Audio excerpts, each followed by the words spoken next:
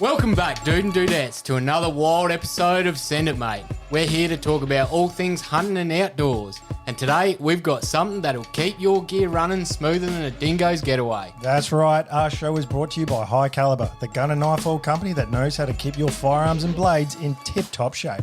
High Caliber is like the secret sauce for hunters, anglers, and outdoorsy folk everywhere. It's like the magic potion that makes your gun and knives happier than a dog with two tails. You know, guys, I've been using High Caliber oil for a while now, and let me tell you, it's the duck's nuts. My rifle practically sings a lullaby when I take it out hunting. And speaking of lullabies, ever tried sneaking up on a deer with a squeaky gun? It's a prime way to end up with no venison in the freezer. You'll be hungrier than a vegan at a bacon festival. Absolutely. But with High Caliber oil, your gun will be quieter than a ninja in moonlight. You'll be stalking your prey with the grace and stealth of a mountain lion. High Caliber doesn't just keep things quiet, it also prevents rust and corrosion, so you won't find your gear looking like it spent a season at the bottom of a creek. That's right, and for you knife enthusiasts out there, High Caliber has got you covered too. Your trusty blade will slice through anything smoother than butter on a hot biscuit. So, folks, don't let your gear become a rusty, squeaky mess. Head on over to highcaliber.com.au and grab a bottle of their oil today. And if you use the code SENDITMATE at checkout, you'll get a special discount. I say again, use the code SENDITMATE for all your oil slick, stealthy hunting needs. Thanks to High Caliber, you'll be sending it in style and silence. So, gear up, oil up, and send it, mate. High Caliber, the ultimate oil for the ultimate hunter.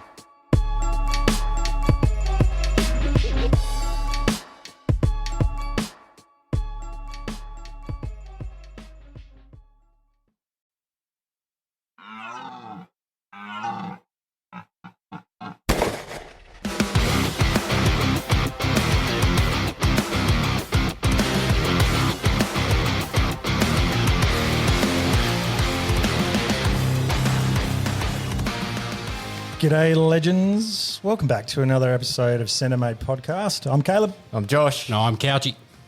And we are on location tonight. We've left the studio behind.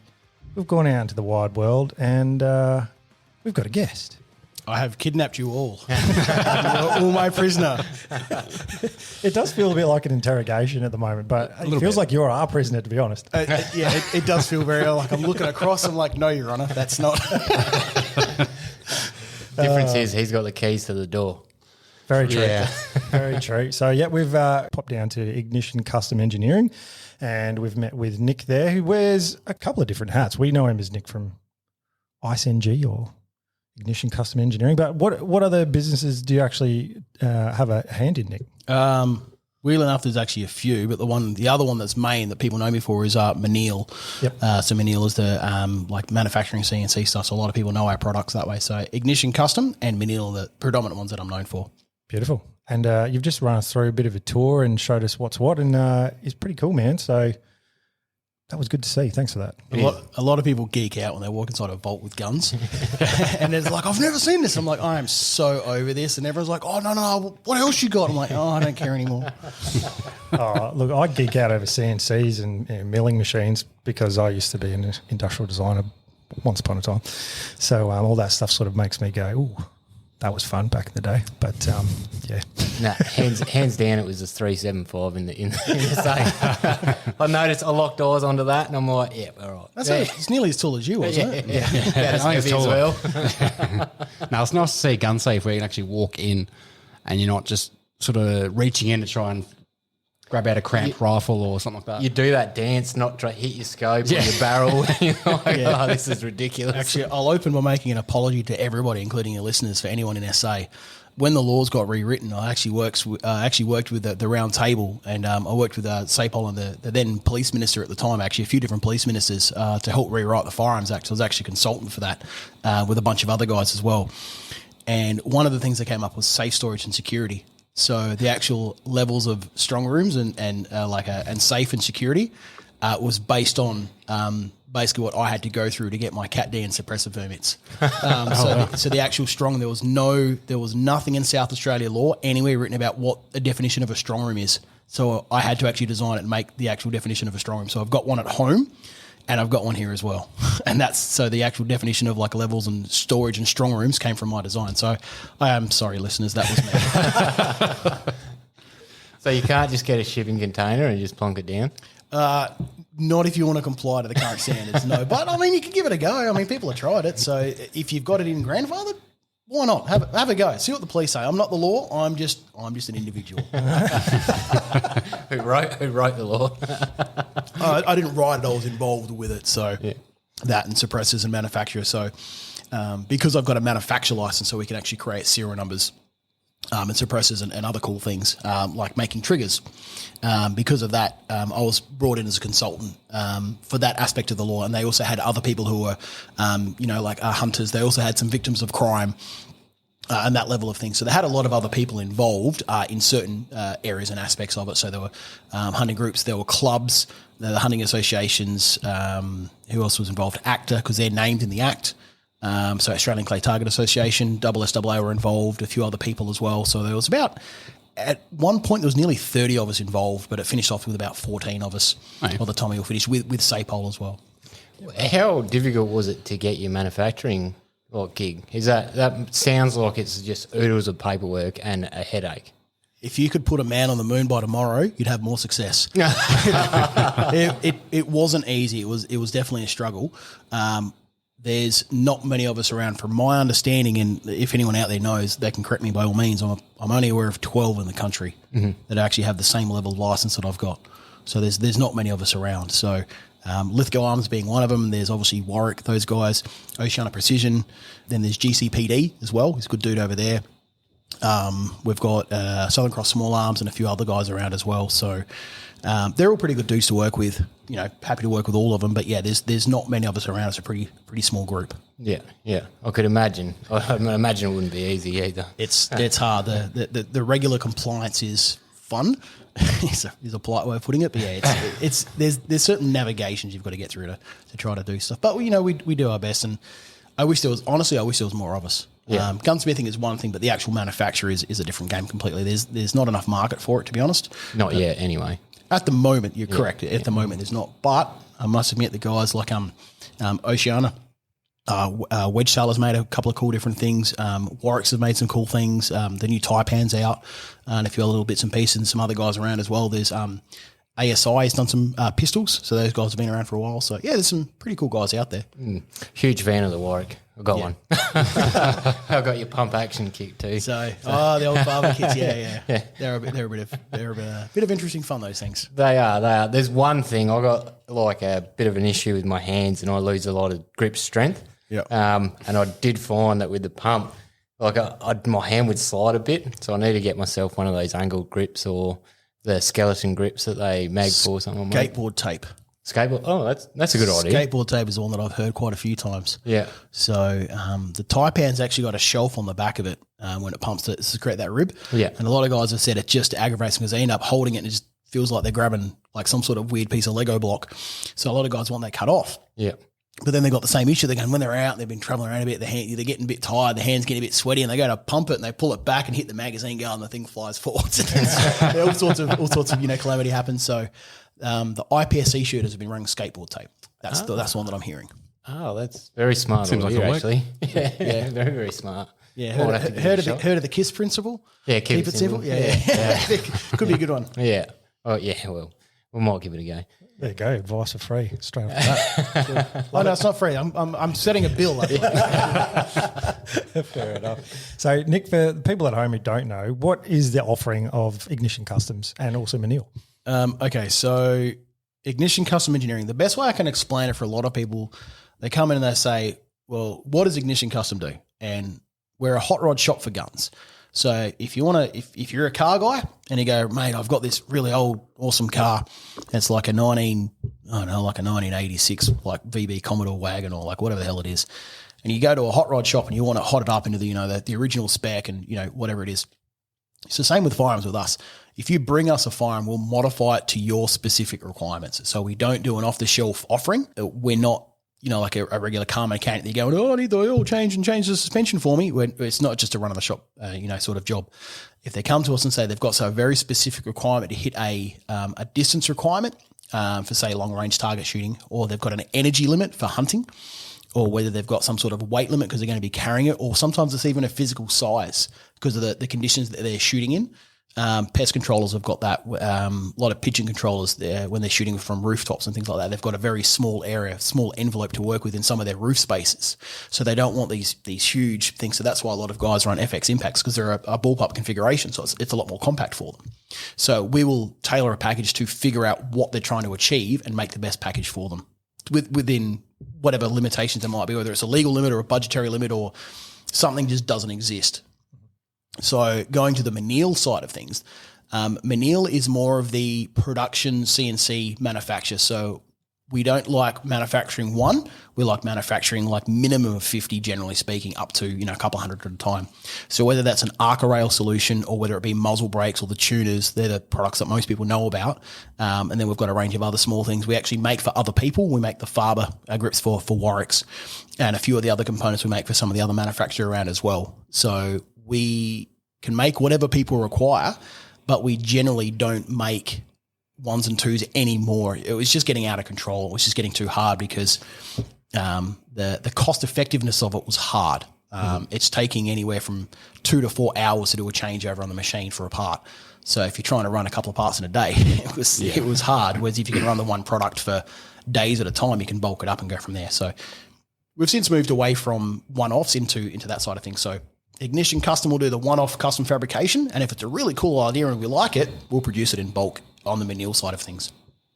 Beautiful. Very nice. Sounds like a good model to me. It is. It's so like your muzzle brakes and things. That's something that I'm very interested in because I would like to build a 708, and I had a look at your muzzle brakes the last few weeks. And yeah, how'd you come up with that particular design? Okay, so the current design we've got has morphed over a couple of different weeks. It's been actually evolved over nearly a 2-year process, but currently the last iteration has been over the last few weeks. A lot of it came from we had a really original design. I've actually got some in the little cupboard over there. The original one was just a round one, which everybody makes. It's just a round muzzle brake, nice and simple. We've got some ports in it. We put some ports on the top at request of this wonderful guy named Paul Janzo, and he said, "Listen, I want this muzzle brake to have these features on it." And we're like, well, it's pretty easy to do. So we called that one the Janzo brake because it's just a simple round brake. We put a name to it, seemed to work. And eventually we got into making some slightly more complex brakes. And obviously you've seen the setup where it gets a little bit more out of control. Multiple setups, multiple processes.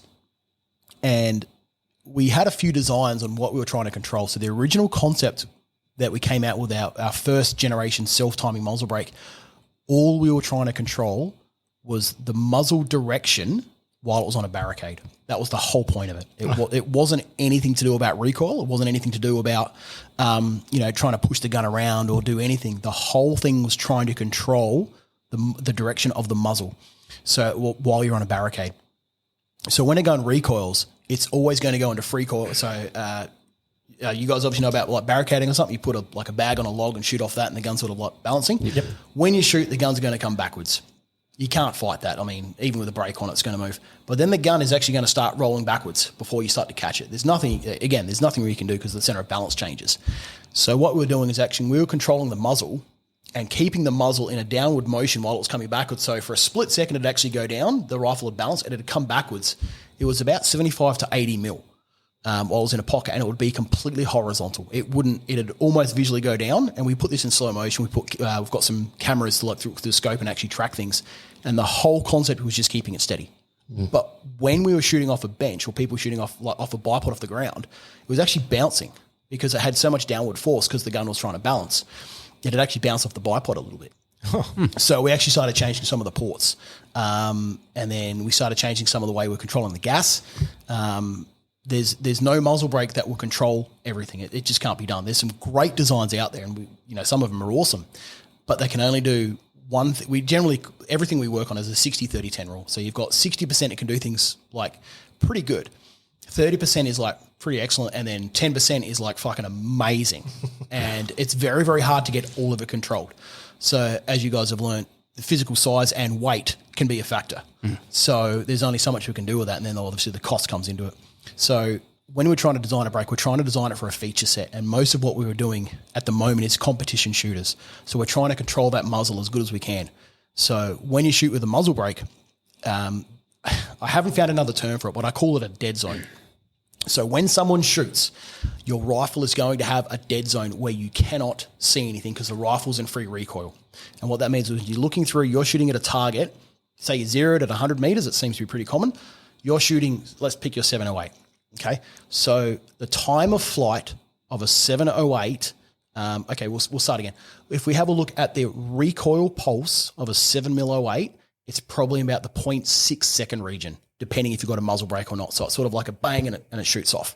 And then once it's recoiled, even if it's completely linear on a sled, you're back on target. It's about 0.6 of a second without a brake, roughly speaking. You look at the time of flight. So from the trigger pull to 0.6 of a second, it's going to be about 380, 400 meters with the 708. So in that sort of 400 meter. So while the gun is recoiling, you cannot effectively spot your shot because the gun's going to be moving and recoiling. So that's when people try to spot their shots at like 600, 700 meters. You can go bang, you get back on the target. You can go, I can see that. I can see where they hit. And you're shooting something at say 250, 300 meters. You're shooting like, where the fuck did that go? Because you're in the recoil dead zone. You can't see it. So then we start playing with a pulse rate of muzzle brakes, trying to figure out how we can change the pulse rate. So we try to get ours between about 0.35 and 0.4 of a second. That's generally speaking where it is. We can play with it down to about 0.2 is about the best we've ever had it, where the gun really does nothing, but it's very unstable. It goes, but the amount of concussion and shock you get out of it is just horrific. It's just, and the muzzle brake's incredibly large and long. Like it's just stupid. So we started playing with things. So we're generally speaking about 0.3 to 0.35, upwards of maximum about 0.4 of a second. So when you're shooting up to about 300 meters, you can still spot your target. You've only got a dead zone from about 280, 300 to about 400 and change. So you can actually spot your shots pretty well. Now, if you've got good control of your rifle, where the rifle's not bouncing around, you're controlling the muzzle direction. So as long as it's coming back and not moving up or down, you're controlling it. Even though the gun's recoiling, you can still see it. It's still going to be in your line of sight. It's not going to be moving off. So a lot of the guys who shoot, one of the guns that I play is precision rifle or PRS, however you want to call it, NRL or whatever, you can generally see it pretty well. So that's when a lot of guys start spotting their shots. And it changes the game. So a lot of what we do, it's for an end concept. It's not just like, my brake runs the most recoil reduction than anyone. It's like, that's really cool. Like, that's awesome. But what are the design features if you got the like recoils really fucking well? It's like, that's cool, man. But like, okay. And then you've got other guys who've got these massive muzzle brakes and go, my gun doesn't even move. And I can see the spot the shots and go, that's really cool. You've got this thing the size of a beer can hanging off your rifle. How are your group sizes? It's no recoil though. It's so you've got to make a compromise somewhere. So a lot of our brakes, we're actually tapering it down a little bit. So we're trying to take some of the weight out of it. Any bit of weight we can, we start trying to reduce. So there's all these little tiny features like that we start playing with. So it's not just, let's just make a brake and put it in there. And if anyone actually looks at our brakes, our ports aren't symmetrical. They're not the same. They're different. Every one of those ports is different. Okay. Even the angles and the widths and the diameters of them, because it changes the amount of pressure in the air coming out of it. That makes sense with the taper as it's tapering down. And the front port's actually the largest. Oh, right. Yeah. Okay. So you just jumping back, you were talking about like a beer can at the end of the barrel shooting bad. Is that just to do with brake jump? No, it's actually to do with harmonics, the way the barrels vibrate. Right. So if you get a big old pool noodle, all right, and you sit there and you shake it and it wobbles up and down and goes bang, bang, from the perspective. Now you tape a tennis ball to the end of it, you shake it and it sits there for half a second and it goes blup. And you shake it, it does nothing, blup, because it's got to get all that energy transferred. And it's exactly the same. So, and if you put that tennis ball halfway in, you'll shake it and it'll lose something weird in the middle, then the end of it will go whoop, whoop at the last second. So it starts changing the harmonics of things. In exactly the same aspect, you pluck a guitar string and you start pulling your finger further up. You're changing the harmonics. So if you've got a muzzle brake that's generally speaking a bit too large for what the barrel is, it'll work on recoil, but I promise you will not get accuracy out of it. We have experimented. We've gone big with brakes. Like we've gone like small pencil barrels and had big brakes, little brakes. And that's why most of our brakes are barely over the diameter of the barrel, but the mass of the muzzle brake, it's hard to predict because we've got different contours, barrels, but the mass of the muzzle brake and the length is generally set for a length of what the barrel would be for a given distance. So using a square number, we're running a 6.5 Creed or, Hunter's 270s because they're stupid. Dude, I have a passion. I have a passion for 270s, man. I will tell you about this. So say you've got a 1 inch muzzle, like a big fat heavy ball barrel, and it's a 6.5 hole going through it. And then our muzzle brake will be with a 6.5, it's actually got a 7 mil hole through it. And then you're running a 30 mil barrel over it. But the length of that muzzle brake, say 2 inches worth or 50 mil, is going to be the same weight as what 50 mil of the raw barrel is, even though it's a slightly bigger diameter, because it keeps the harmonics as close as we can get it. Now, it's never going to be perfect because some people have got different contours and things like that. And then inside of the barrel, is it a 30 cal barrel? Is it a 22 barrel, like 22 to 50? Where does it end? So we're never going to get it perfect.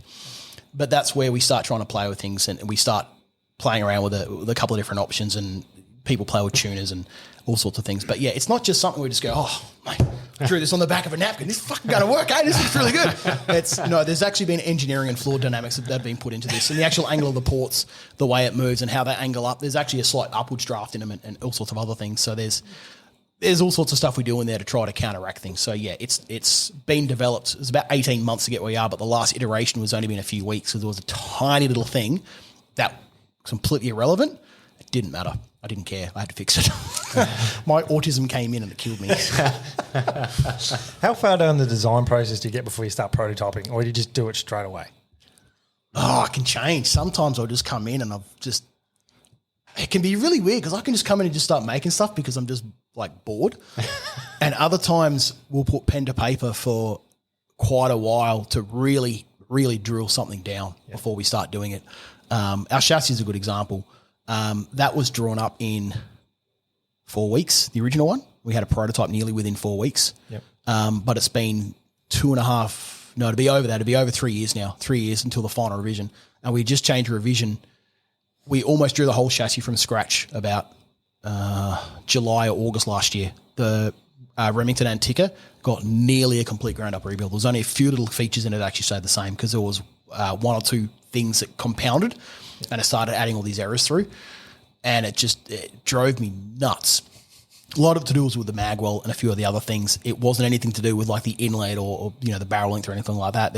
All that was sort of set, but there was a couple of dimensions that started compounding. It actually started from the length of the action screws, and it was just driving me nuts. So we had to change some of that too, because we set the receiver so low, we weren't getting enough engagement for what I wanted. So the screw into the receiver was fine, but it was the chassis itself was getting a bit too thin, and we didn't have any failures. We've never had any problems with it, but we were playing with a little bit of simulation. We're like, the fatigue point's there in theory. It's never going to happen. But so we ended up having to change.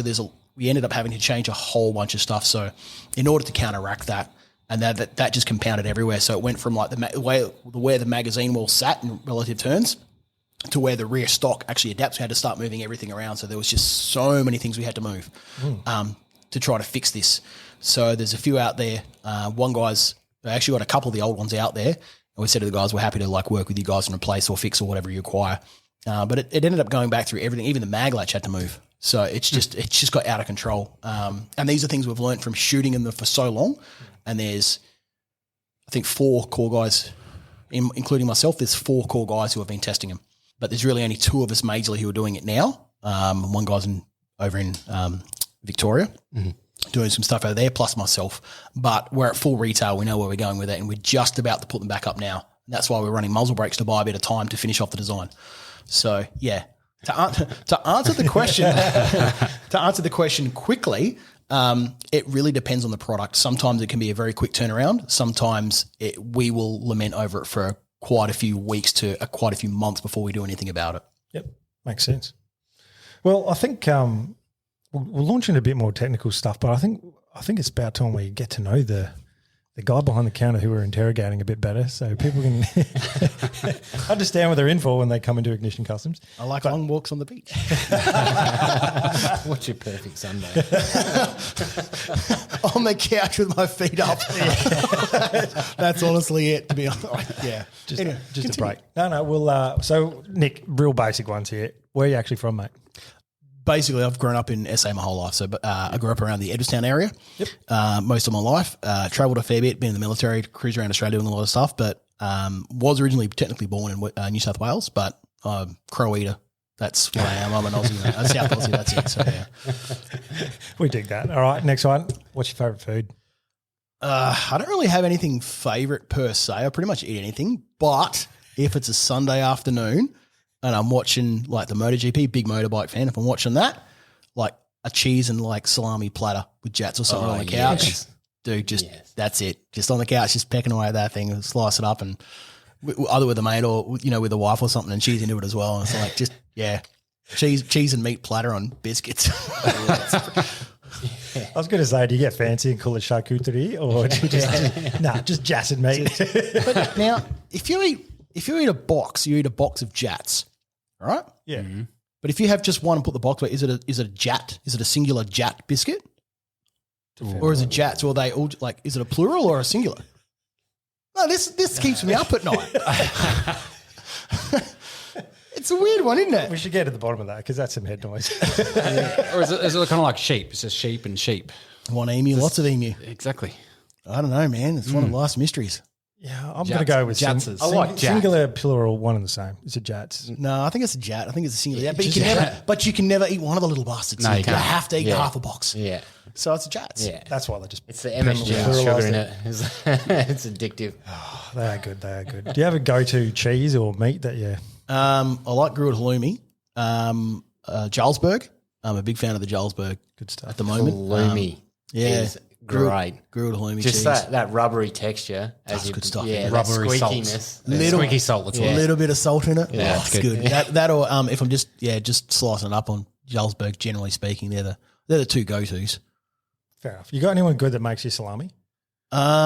Yeah, there's actually a guy that I use. Oh, he comes around every so often. He's got his own business and he does deer hunting, funnily enough, and he does bachelor parties. And and he's a nice dude. I don't know what anyone else thinks of it, but I like him. Anyway, he's got his own little thing, and occasionally he'll come past and give me, trade me some salami and stuff. So, off the record, I'm quite happy to trade meat for services. So is Caleb. I was going to say, is trading salami a euphemism? Yeah, so there's actually the Lucendale Field Days coming up down the southeast. True, yeah. And there's a couple of guys down there that have like meat along Metworth sticks and stuff like that. And there's all sorts of good family products down there. So we quite often go and stock up with like way more than I need. And I go, this will last me 6 months. And like a month later, I'm screwed. Yes, yeah. As soon as it's in your house, you're eating it. Oh, it's terrible. You're just going through it. Yeah, so there's also another place up in Gawler who do some as well. They do the beer sticks, BIER sticks. Oh, Winterlicks? Yeah. Yep. I think that's the ones. Yeah. I know where they are. I know how to get there. So they're not too bad. They do some pretty good stuff as well. Yeah, I know the ones. All right. What was your first job, Nick? My first job. Oh, this one's going to spin people out. I was a basketball umpire. Oh, for real? I was actually a state league umpire for like 13 years. Wow. Yeah, so I started early, and I was actually a panel ref, and I got up and I was an adjudicator for ABA and stuff like that. So for years, so I used to play basketball pretty aggressively back in the day, and then I got hit by a car and crushed my ankle pretty heavily. So I actually still walk with a limp. Most people don't notice it, but a lot of people who are physio, they're like, hey, "Did you hurt yourself? You walking with a limp?" I'm like, how'd you know that? And they're like, oh, I just noticed. I'm like, you're a physio, aren't you? They're like, yeah. So I've actually got this limp in my leg because my leg got crushed. And well, if it makes you feel better, we didn't notice. So it's only when you look at it that you can see my gait's a little bit weird. Trained eye. So I ended up doing that. And then I started my apprenticeship when I was 15. So as soon as I could leave school, I turned 15 years old and I was out. Picked up an apprenticeship and I got fully qualified at 19. Cruised around doing a couple of jobs here and there and realised that it was really, really hard to get a job as like a 19 and 20-year-old. And they're going, oh, you're looking for an apprenticeship? I'm like, no, dude, I'm qualified. I'm a toolmaker. They're like, you're too young to do that. So the next logical thing was to join the fucking military. That was an experience and a half. So I had my 21st birthday in the military. That was good times. Good times. I look back and cry myself to sleep. Were you a fitter in the army? Or? No. I was a bucket driver. So I used to, I didn't join Ramey. They tried to poach me a few times to get me to Ramey, but I never did. So I did that, and then travelled around, and I spent a lot of time got out of the military and ended up doing a lot of FIFO work, fly in, fly out, in the mines and that sort of stuff, and got some experience up and did a lot of shutdown work. Got married, stayed in Adelaide. Did a lot of work for Holden's, subcontract work. Ended up in the defence sphere, working for military. Ended up doing the submarine base. Was the head machinist there for a little while. Doing a bunch of other stuff external, like defence industry suppliers for submarine base and a few other stuff. And then one day a job popped up and wanted somebody as a fitter, machinist or toolmaker, preferred ex-military with defence industry and clearance and qualifications. And I'm like, that sounds like a fucking gunsmith. So the story goes that there was about 60-something of people applied for it, and I walked right into it. Truth. And did that for a while and did that for a little bit, and we sort of went our separate ways and started my own business, and here I am. There you go. That's the life of me. Oh, yeah.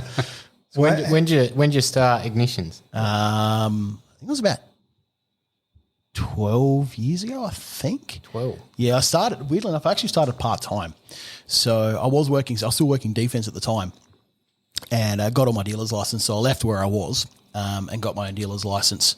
It was a lot easier back then. That would have been, I reckon I got it maybe 15 years ago.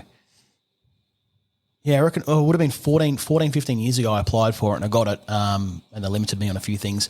And they said, what qualifies you to get that? And I was like, well, here's my experience in military and machining, toolmaker, plus I used to work for these people as a gunsmith. And they sort of went, all right, gave it to me. And that was pretty much how it went. And that was just basic, like, A and B dealer, but, being at still able, back then there was no manufacturer license, still being able to work on it. And, sort of expanded on it, kept going and going. And then ended up getting Cat D and a few other bits of, paperwork as well. And there was no technical law about manufacture, but I was manufacturing, and I did actually create quite a few serial numbers back then. And then obviously the law changed, and they're trying to figure it in 2015. Though it was actually before that, it was like 2012, 2013 is when they were looking at changing the law, and they needed to get people who were what they called stakeholders. So certain people came in, and because I was manufacturing, they're like, well, if we make a manufacturing law and we change something, this guy's going to get cut off. So how are we going to work with him? So I ended up working with the minister in Sapon and worked from there, as well as other clubs were doing exactly the same thing to make sure the clubs weren't, unfairly punished in the laws. And that's how it all sort of came about. Yeah. Oh, yeah. Long road. Yeah. What was your experience like helping sort of build those laws to protect yourselves? That's interesting, because in one aspect, there's quite a few good cops out there. Like, they get a lot of flack. The firearms branch get a lot of flack, and I'm generally one to do it as well. But majority of them are actually pretty cool dudes. The ones that I've dealt with over the last sort of 10 years, they come and go, but we've worked with them on quite a few different aspects. I've been used in court cases and things like that, used as expert sort of things, and helped identify things. And I can't really expand on it, but we've worked with each other on a couple of different things. We've certainly had our differences, and that's fine. It's no huge deal. But at the end of the day, I try to keep a working relationship with them, because there's no point working against them. But there are some challenges, but it was interesting. Some people might say looking behind the Iron Curtain, but it wasn't really like that. It never was. Just working with them, a lot of time was putting a name to a face. You're working with a certain person, but you certainly learn how the operations work, like learning how firearms branch works, or even how the police work in general. It's very regimental, like military. There is certain structure, who answers to who, departments, how things get handled between departments, and within that there's certain cell groups. So let's just say there's firearms branch. There's certain sections within that. There's obviously most of the customers with no permit requires an adjudicators. So they'd submit a PTA and the people that they talk to. But then behind that, it's the people that work with dealers. There's people that work with gun ranges, how they get all the ranges signed off. And then there's other groups that work with like detectives, and they work with when people get prosecuted for firearms laws. So it's been really interesting working with them. But there's certainly some interesting issues that go on with that, if that makes sense. Yeah, nice. I hope that answered what you were asking. Well, were they pretty receptive with what you sort of wanted to bring to the table? Some of them, yes. Some of them, no. Some of them were like, we're just going to ban firearms. Like, this is wind address, and we're going to do what we can. But that was really only like one or two dudes. But the 5 or 6 that we worked with at the time were actually pretty decent dudes. They were human beings. They were families. They had kids, and at the time, one of the two of them were shooters. One of the police ministers was actually a shooter himself. So he understood the plight of it. Now, he wasn't an active shooter, but I now know a lot of the hierarchy, who shoots and who doesn't, in how they approach a conversation.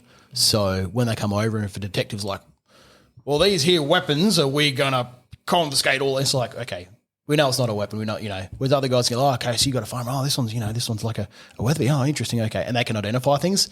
And it sounds really stupid, but it's just, you just pick up on it. You just learn who knows things. Yeah. And it's not knowledge via education. It's knowledge via experience. Shouldn't there be, if they're in that sort of area in the police, shouldn't they have knowledge, like a formal education about these things? If they're going to, uphold the law and do things like that, shouldn't there be some sort of educational training? That's one thing we've always asked, but that's one thing we've never been able to answer. I don't know why. Is it because it's biased, but yet them not being in it is biased? The current theory is if someone went in there and they're actually a pro shooter, like I wouldn't say as in a pro shooter, someone who is a contract shooter, but a pro shooter, someone who is positive and enjoys shooting as a sports discipline, whether it be, hunting target shooting, clay targets, or just shooting air rifles into beer cans or something. From what I'm hearing, there would be perceived bias. That's why they don't do it. But there certainly are people who have been there who do shoot, or currently hold a license, but they've been there for a fairly long time, and it's sort of just maybe that's why they've got a firearms license. I'm not really too sure, to be honest. Mm-hmm. Like I can't really answer that. Like I said, most people do know firearms, but it's generally from education, not from experience. Yeah. I've got like a whole bunch of questions about law, and will we ever see it change for the benefit of shooters in SA? But as you're working close with them, every time the law changes, you lose something. You never gain it back. That's one thing. Can we gain it back though? Okay, well here's a bordering on the political side of things. That's fine. Have politicians ever given back power once they've taken it? Do you think the police will? I'm trying to think of if I know an example. You won't find one. No. Yeah. Well, here's the other really interesting example. No other police department, to my knowledge, and I'm happy to be proven wrong, but at a guess, there's no other police department who has the power that Firearms Branch has, because it comes down to the registrar or the delegates for decision. Ah. In traffic police or drug squads or regulating pubs with all their alcohol, that's set in stone about how they get a liquor license, their open hours. It's done by Parliament and everything else. And whenever they want to change something in the law, they change the law. Firearms Act comes down to the interpretation of what the registrar says on the day. Jesus. And it says that in the Act. And that's one thing we have to work with Firearms Branch and ourselves as dealer, because they can change things at the drop of a hat. They can. It's definitely want to work with them rather than against them. Which is why I'm happy to work with them, because if they just go ahead and change something and they cut the business off, well, it could be a restriction of trade. And that's a whole different law that the police don't have jurisdiction over. But at the same time, as if they're trying to achieve an end goal, it's like, okay, well, tell us what you're trying to achieve and we'll work with you and we'll help you out in the best way that we can. Yeah. To achieve such thing as we want to make South Australia the safest state. We have a very good track record for stolen firearms, very, very good track record compared to the other states. We're technically the least broken into state. And by having tiered levels of safes, South Australia is the only state that has a limit on how many firearms you can have. Even as a dealer, no other state has limitations for dealers. South Australia does. But we are technically a safer state. It's a pain in the ass, but it is something that is there in place. And it's something that we've worked with the police for. Because there's... don't get me wrong, I would love to have a gazillion guns and do whatever the hell I want with it, and fully automatic flamethrower and kitten killing, whatever's, that fire harpoons and launch, Sputnik into space, whatever, who cares? I'd love to have all of those things. Yeah, just toys, yeah, yeah. Just, dude, if you could have a grenade launcher that could launch Sputnik, I know you'd shoulder fire. I know you would. It only happened once, but you'd try. So that's one of those things that you go, let's do it. But I don't understand the concept. And this is one thing that I can't wrap my head around. If I have a license, I've passed every background check, and I do whatever legal hoops we've got to jump through, got all the safe storage requirements, why I still can't go out and register and shoot a gun in a configuration that I want? I've got to have a reason for hunting, or target shooting, or a pistol shooting. They go, well, you can't have that. Your pistol does this one. You've got to have a different handgun for a category. Well, why can't I just do this. They go, no, you can't do that. It's at a gun range. What's the problem? You see what I mean? And why can't I have a 17-round handgun magazine? It's I don't know, because you're at a range. You can only shoot a handgun at a range. You can have a issue, in IPSC rifle competitions. Those guys do regularly have larger than 10-round magazines. Some of them have got 20s and 30s because they've got the pump action, the Warwicks, and they're allowed to have those, and they're completely fine in this state. And they shoot them at a club because that's IPSC rifle must be shot at a club. So, and then ACTA, which is Australian Clay Target Association, which I referred to earlier, they can have semi-auto Cat C shotguns for club use. Now, they are limited in their size and how they go to clubs and everything else, but they can endorse Cat C for club. So, you see what I mean? So you can understand that. So this is why we tried to work with them, and it just got shut down. So shooting 45 caliber handguns, say a 45 ACP or a 44 Magnum revolver, why can't you shoot that in IPSC? You can do it in every other country, like legit every other country, except for I think England, who doesn't even have IPSC. So why can't we? And then international competition, IPSC, International Practical Shooting Competition, the overarching body has that. So why can't we? So why don't we adhere to Commonwealth standards rather than our own silly ones? So this is what I mean. We've tried working with them, but there are certain things they just won't budge on. So it's hard and it's frustrating. It's like beating your head against a wall.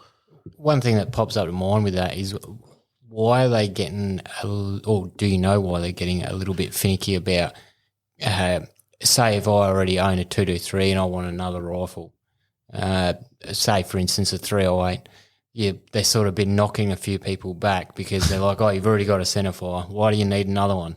Like, do you know why? Some of the story, yes. A lot of the story, no. We understand what's going on as dealers. There's some of it that I know. There's a lot of it I'm not going to talk about because it's still an ongoing process.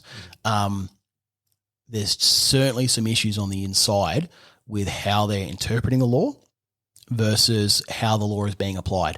And it's not they're trying to be sinister or anything silly about it, but there's the registrar is basically the be-all end-all. And now if that person changes in the same way the military might change or their CEO of a company changes, now if the registrar changes, their philosophy on how things work and how they interpret things will change. So depending on who we've got in at the time does affect things. So we've had some other registrars come in and worked pretty well with us. I've had certain registrars have come in and not worked well with us, and they've just basically dictated and said this is how it's going to go. The other thing is, I don't know if you've noticed it, the NFID, National Firearms Identification Database, that's got a bit to play in as well. So there's multiple layers, and that's probably about as far as I can talk about. But yeah, there's certainly a lot more to it. Isn't that only just like they're only just proposing that National Firearms Identity thing? How long do you think it's been around? I don't know. A long time. Oh. Yeah, it's been around. Because they obviously it's been quite big in the media of recent months. Yeah. Okay. Due to an incident. So the NFID is it's been around for a long time. So we actually use it on importation of firearms. So we do import them. And it's held at it's not a national level, but on importation. So they've got this NFID. So the best way to explain it, an NFID is, and this stay with me, fellas. I know I can talk, but stay with me here. No. So this is interesting. So what happens with the NFID is if you go out and buy a brand new car, you go out and you go, I'm going to, you know what? I'm a fucking bogan and I'm going to buy Hilux because I'm a fucking idiot. not poking anyone in particular. Just saying. I don't care what car's outside, but anyway. So let's just say you go, I'm going to go, Pop just died. I just got to pay out because I hurt my back, or like whatever the hell it is. I don't care. Yeah. You found a handbag full of money and there was a credit card in it. You went and bought a Hilux because,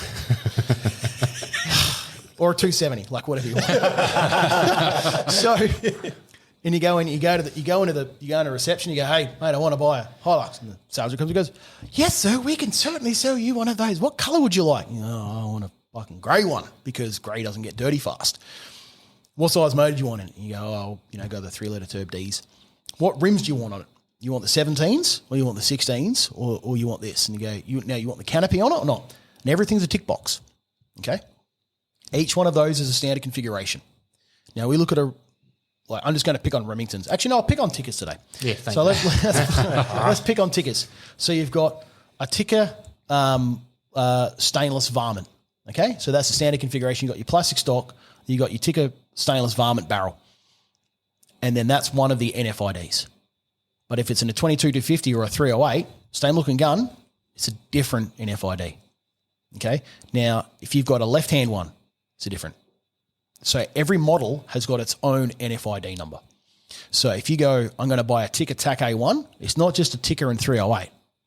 It's like in the chassis black thing with a muzzle brake on it, and that's the way it is. And then you've got a ticker light hunter, or whatever it might be, whatever configuration. You've got the ticker sporter with the wood stock on it. It doesn't matter if the stock's the only thing that changes. It doesn't matter. It's sold. That is a separate SKU item in Beretta's warehouse. It's a separate SKU item on a barcode. It's got its own NFID number, and that's the end of the story. And that's how it works. The problem comes, and this is how we've been tied into it, they cannot handle custom builds. It's driving them nuts. And it's not to do with a modified firearm. It's to do with if anybody's bringing something in, like if we bring in, say you guys are trying to run the Defiance Anti, like the super lightweight, like the Chrome Olivus, they call it anti-titanium, but it's the super lightweight hunting version for the Defiance. And you want to chamber it in your 708, you've got this, proof carbon barrel. Now you get that in, and they look at that, and it's a Defiance action, and they go, "What is it?" You go, "It's a receiver." You go, "Well, where's the rest of it?" Because the 20-inch barrel and a 24-inch barrel are different different NFIDs. That they can't handle that. So if you're trying to register that receiver, it's registered as an item. So let's just say you successfully go and register it, and you go, "Yep, this is no worries." But on the permit to acquire, what's happening with us currently? We'll build the receiver, we'll get it all done, we'll put a stock on it, we'll do the bedding work or whatever it is that you want. You want a nice, really light carbon stock. You want a really nice, like a proof, or you want to get one of those fancy Bartleys or, Hardy's out of New Zealand or whatever you want to get a hold of. You get an IBI, I don't care. And then we don't have a muzzle thread. There's no muzzle thread on it, but it's 26 inches in 7mm and the thing weighs like 2 grams and it's good to go. Before we can release it to you, we have to take a photo of it and submit that, and then they give us a brand new NFID number, and that's applied to it. And that's a subcategory. So the Defiance receiver now has got this model, that model, that model, and it's like the Ignition custom, like carbon super light fucking dick pulling version. And that's basically it. So every time we change one of those like guns, now here's the thing. If you've got a pre-existing receiver that you've had and you go, "Mate, I got a ticker and I'm, happy with this thing. I've just shot the barrel out. I want to bring it in. Can you put one of those Timney triggers on it? And, I've just bought this barrel. I got a barrel off a matey. It was on special. Can you fit this up to it? And, oh, by the way, can you put one of those new like Greybow stocks on it? And we're going to tie it up and make it look this really cool gun." We're like, "Yeah, we can do that." It's registered. It's all good. NFID doesn't change. Yeah. Because it's already registered. Yeah. But here's the problem. This is from my understanding, someone can ring up and tell me I'm wrong because I can't find out evidence of this, but this is the understanding I've got. If we had, let's just say you've done that. You brought your ticker in, we've modified it, and everything's all good. You've got you get your pink slip, your registration form is legit. It's all fine. It's all legal. There's nothing wrong. Everything's within the law. But the NFID is wrong. So let's just say you get broken into, and then they go, "I've got a couple of stolen guns," and then it pops up somewhere, and they go, "It's a ticker," and they type in the computer, "It's a ticker with this and that and the other," and they go like, there's no NFID of this thing. This thing doesn't exist. This is an illegal homemade backyard fucking baby killing, Sputnik launching machine. Yeah. So they can't identify it. So what do they do then? So the serial numbers match, but then they turn around and just go, "Hey mate, they've chopped your gun up. It's like going through a chop shop and it's been modified." You're like, no, that's exactly where it was. And they're like, "What?" But that doesn't match it. So they can't go and identify things because this is like our theory is at the moment, they can't do it. But the story is that they're going to turn around and say, "You've modified that gun. You're in breach of the Act." The Act doesn't regulate that. No law regulates it. It's like changing the wheels on your car, providing you change the tyres within the limitation of the law. Mm-hmm. Like you can have a 2-inch lift on your Hilux. You're allowed to put canopies on and off. No one gives a shit. You can put tow balls on and off. No one gives a shit. You can put bull bars on, providing it conforms to the right height and everything else. You can put spotlights on, providing it conforms to the act. Like you can't plug them in and a few other things only when you're off-road on certain parks and whatever else. And it's all legal. But if you go and put a stock on yourself and then you go and shoot it and then the cops pull you over and they have a look at it and just go, oh, let's just take a photo of this and submit it to firearms branch. They go, oh, that's different than what the NFID number on your rego says. Are you a manufacturer? Have you changed your gun illegally or not? What happens? And the reason I pick on stocks, chassis or stocks are unregulated in Australia. They're schedule item 17s. Anyone can have one. I can give one to your 2-year-old kid and it doesn't mean shit. You can import them completely legally. There is no law required or no they've exempted chassis and stocks from the Act. Well, they shouldn't be regulated. There's nothing you can do with it. And I agree with that. Like, I agree with what they've done because there is nothing you can do with them. You can't put a barrel in it because the barrel needs a receiver. That's why we call it a receiver because everything attaches to it. The trigger attaches to it, the pickets in your other scope, the barrel goes in and the chassis bolt to it. And the magazine is pushed in and held in because it receives all the other components. So it's this weird system where if it's an off-the-shelf everyday production item, it's great. And it's much the same way that guys try to register hotted up old cars and they put suicide doors on it and they put, fold up seats and they've got split windscreen Volkswagens, whatever else that you can't have legally, you can't manufacture, but you can rebuild them because that's what was legal. Old 55 Chevs with no seatbelts, they're old Valiants. No seatbelts. It's still legal, providing it conforms to, like it hasn't been modified to a certain extent and it's, rebuilt to within its legal limits. You're allowed to do that. But where does it end with firearms? You see what I mean? So there's all these weird technicalities, and this is what we're working through with Firearms Branch. We're actually trying to help them out because as long as they know, that means we know. Because at the moment, we don't know what's happening. So this is a lot of the stuff we work on in the background. Yeah, I think pretty cool. People are probably realising at this point there's a lot more to it than they think. And that's a really good analogy with the modifying the cars thing because I think a lot of people will be able to wrap their heads around that and tie it in with that. I mean, but it's part of the fun of the sport is, you customize you outgrow the stock that you originally bought with it, changing it up, hotting it up or whatever. Like it's part of the fun. Yeah, and how many rifles across Australia would go against that code? So so many. Yeah. Like it's there'd be more. Oh, dude, it's It'll scary. go against it than would. So, You're not changing it to a semi-automatic fucking mass murdering. It looks scary. Yeah, baby killing Sputnik launcher machine. But yeah, no, I get what you're saying. As long as you stay within the boundaries of the law, what's the legal limit on barrels, the length in South Australia? What's 14 and a half? Nope, shorter. Shorter? Damn it. 12. Oh, good guess, but no, it's actually in millimetres, but it's a bit bigger than that. 12.5? Go in the middle. What's between 12 and 14? 13. Which is a hard guess. 13.3 inch, but the law says 330 millimetres. What? 330 millimetres for a barrel? So digging through a drawer to try and find whatever he's found. I found a tape measure. Oh, there we go. Now, this is a barrel. I thought it was a barrel. 330 mil. 330 mil, that's a barrel. That's tiny. That's sick. Can you build me a 9mm rifle with that, please? But here's the funny thing. The overall length is 750.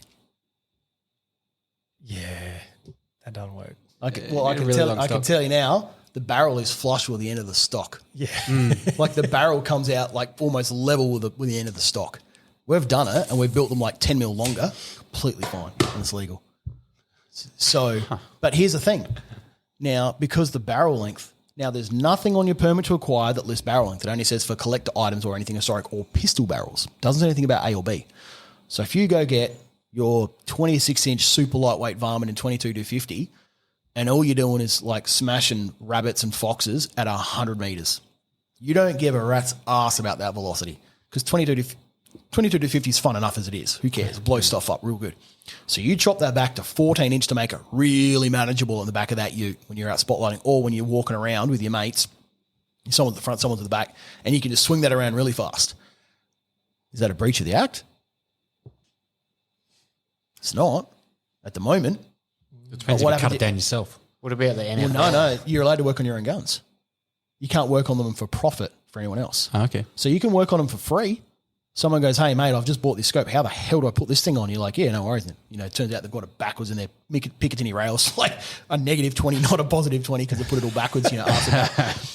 We've had some interesting customers come in. So I love clearing out like projectiles stuck in barrels. That's so fun. Don't laugh, man. I did twice last week. It happens more than you expect. So, or putting a 308 down a 270 barrel. That's hilarious. Scary, but hilarious. It's happened. It does. So these are the things. So there's nothing in the Act that says you can't do that. It's actually quite clear you can do it. But what happens if the NFID's changed? Well, there's no law about NFID at the moment. So when the NFID is put in there, it's like it's a legal requirement to have an NFID. Does that mean remember when they're trying to do those self-audits and they said everyone had to take a photo and that just got thrown out? Yeah. Because no one did it. Yes. That's funny you mentioned that. So we got a police audit, my father and I, a couple of years ago, and they still had on records guns that Dad and I had both either sold or got destroyed, like from when I was a child. Yeah, okay. So you notice on your pink slip rego form, at the top of it, most people don't understand, like they don't know about this, but everyone grab a pink slip and have a look. On the top of it, I've got one here. No, one at home. I got a lot. So on the top of it's got your name, your address, on the right-hand side it's got your license number. And then it's got a slash and it's got a number next to it. And that number is the number of firearms that you had registered at that time. So that was like, let's just say you got 5 guns. You got to register another one, the new one will be /6. Now, even if you sold 4 others and you've only got 2 guns left, and then you get to another gun, it'll be /7. That's the 7th gun that's been attached to it. That number never disappears. The list of firearms that you have previously owned is never deleted because they use it for traceability of where it's gone. Yeah. Which is like happens with cars you bought and sold. Yeah, Yeah, because if you buy, it's written in the Act, you buy and sell too many guns per year, you get done as a dealer. Even if you're just doing it for hunting or whatever else, which is why some magazine reviewers have landed themselves in hot water. And, there's been some technicalities of people, being competition target shooters or even shotgunners trying out different guns. And they're going, well, I can't just, like the dealer can't give them a gun. They go, I'll put in a PTA because it's it's a shotgun. We're going to give you 3 different guns. Go and test one, bring it all back. So they've gone and got 3 shotguns. They've put 100 rounds through it because we're spending $20,000 on a Beretta. They're going to fucking let them borrow it. Like they don't give a shit. Yeah. And then they go off and then they come back again. And I don't know if you guys have done that. And they go, well, that's like 6 transfers you've done just to get 1 gun. So, and it starts adding up. And then they start saying, oh, you've done a bit too many this year. You could be buying and selling them and making profit. Oh, you're acting as a dealer. So there's all these weird limitations involved. So as long as you can justify it and say, hey, like, dude, I'm, because we sponsor shooters and they go and register a gun and then they go, oh, this has got a problem with it. They return it to us. We start modifying things. And then luckily the gun's still registered to them, but you know what happens then? So if it bought, sold a couple of times, and then we transfer into state and then they come back and all these other things, well, what happens then? So there's all these technicalities you got to work around, which is like frustrating as hell. Question, you mentioned before you worked on the legislation with how many guns you can have. How many is that for just the average Joe with their license? Is there a number? No. There's not? No, I know people with over 300 in this state. Holy shit. The average. Okay. I'm buying more guns. So there's tiered levels. So once you get, a lot of people say there's like a maximum of 50. It doesn't say 50. It says up to 49. Then you've got to have a strong room CCTV and alarm. Mm-hmm. And then after that, the sky's the limit. So join a collector's club. You'll find guys who've got a proverbial truckload of guns. So, but they must have the appropriate storage requirements to do that. Yeah. The other thing is previously in the Act, and this is one thing I disagree with, but I sort of agree with, but a firearms license is an individual. You've got a photo, and I can show you my dealer's license, but it's an individual license. So I've got a separate dealer's license and a separate firearms license. Then you can get collector's license, and then you can also get a training license because I'm actually a handgun instructor as well. So you get all these different like permits and licenses and photo IDs, and you get so many of them, it gets confusing. So what happens is with your individual license, you can have up to 19 guns on the first level of safe, and then it goes up to 39, I think it is, you're gonna have to just double check this and put it on the screen somewhere. But it's up to like 39. It says it in the act. Then you've got to have a class 2 safe, which is like slightly thicker, and then have a monitored alarm or CCTV or something. And when you get up to 49 guns, you've got to have a monitored alarm and something else. And it goes, and then greater than, you must have a strong room. And that's where that whole strong room thing came from, because I had more.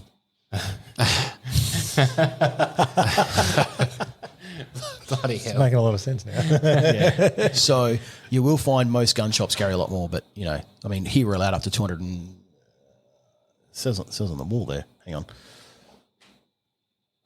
All right, this is going to freak you guys out. Area highlighted, blah, blah. A maximum of 500 firearms and 50 suppressors will be held in the dealer's premises. Oh, jeez. Nice. So we can that's how many we can have. And when I was in the back shed, we had up to 250, and we did hit that limit. Wow. It was squeezy. I bet it was. So we don't run on that now. We try to keep it as low as we can, just because we actually want to get customers' guns back out there, rather than walking in there and it's like you're tripping over like You'd lose them. Yeah. Oh yeah, you're trying to find a gun. You're like, where the? You spend an hour trying to dig it out. So yeah, we try to keep well under that. But I mean, we know other dealers in other states who are well over the thousands, Jesus. like multiple thousands. And yeah, personal people over here. The average in South Australia, from what I'm hearing, is it's like 2.8 or three guns per person. We have about 68,000 licensed firearms owners in this state. I can't confirm the number, but I know there's at least 12 Cat Ds. Apparently there's close to 20, but there's 12 Cat Ds in this, licensed shooters in this state. Huh. So, and there's a couple of thousand Cat Cs. We're talking people with a license, not the actual number of firearms. Yep. And apparently there's upwards of 12,000 lever action Adlers and or lever shotguns. Upwards of 12,000. Yeah. Don't know how true that number is, but that's a number that's been said to me a few times by some people in the know.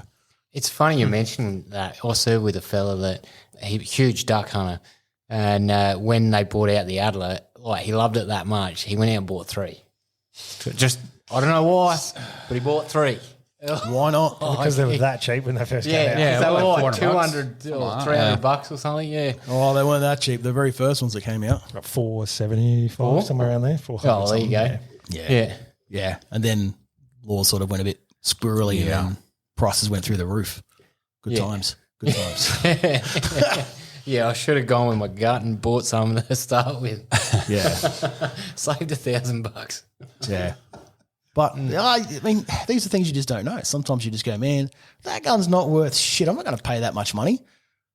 When's the last time you guys shot a Ruger 96-22, the lever action 22? No. Okay. Yeah, never. Okay, it's just a lever action that carries out rotary 10-round magazine thing. They were $350 brand new for the gun.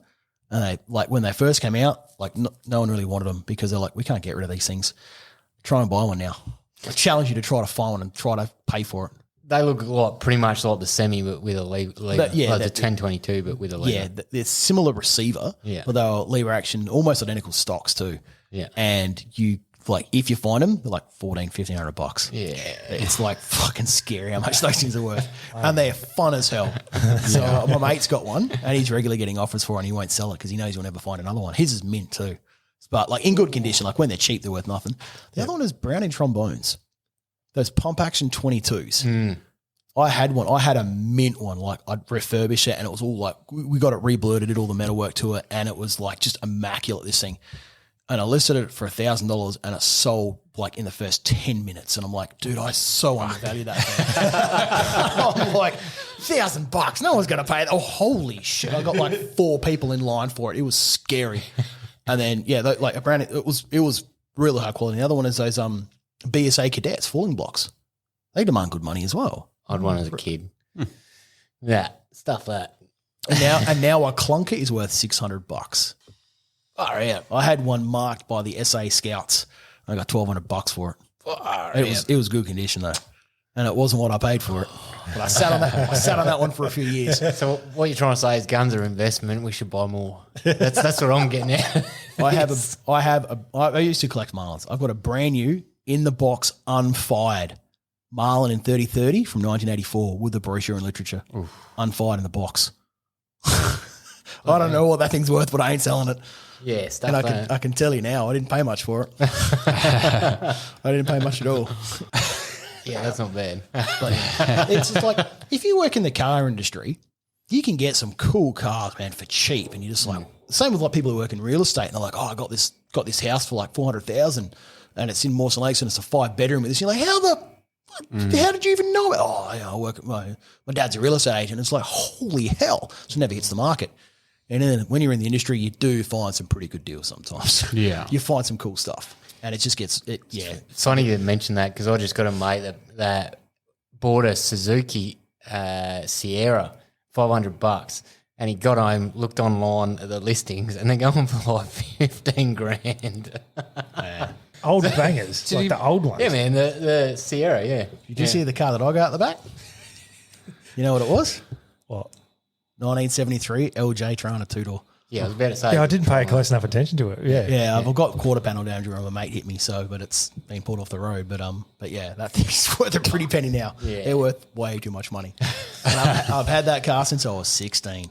Oh, wow. I had to ride my push bike during my apprenticeship. So I did because I started at 15. And that makes sense. Oh, fair. Yeah, Yeah, true. So I bought that thing for $5,800. Like first car. First car. $5,800 for an LJ Tirana Tudor, and I still got the damn thing.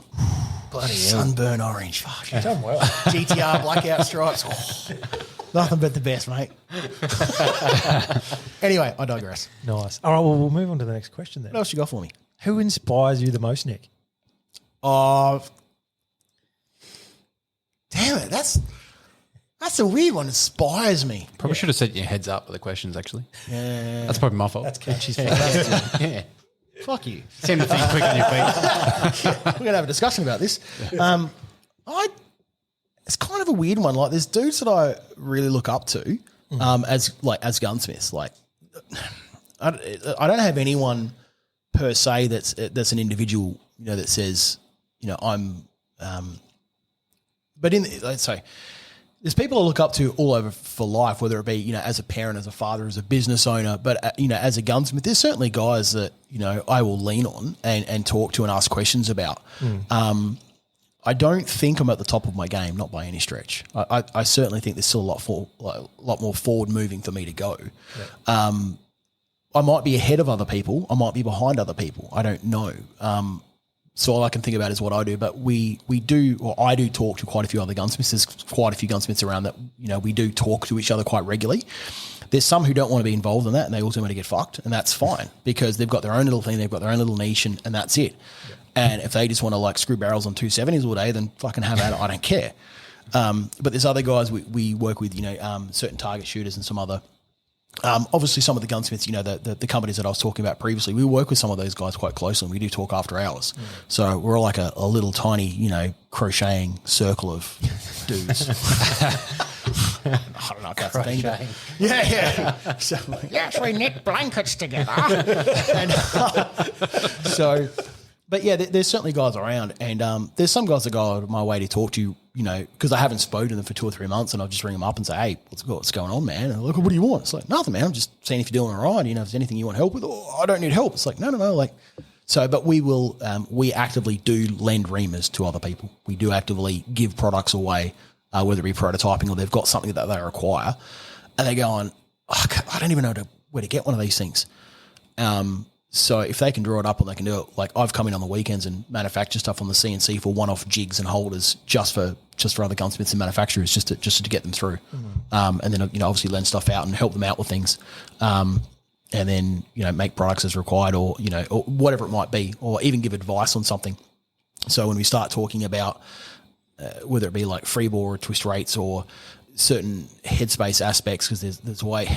You can build an F-class gun, you can build a bench rest gun, you can build a PRS gun, you can build a hunting gun. They are not built the same, not by any stretch. Everyone thinks, oh, no, you just put it together.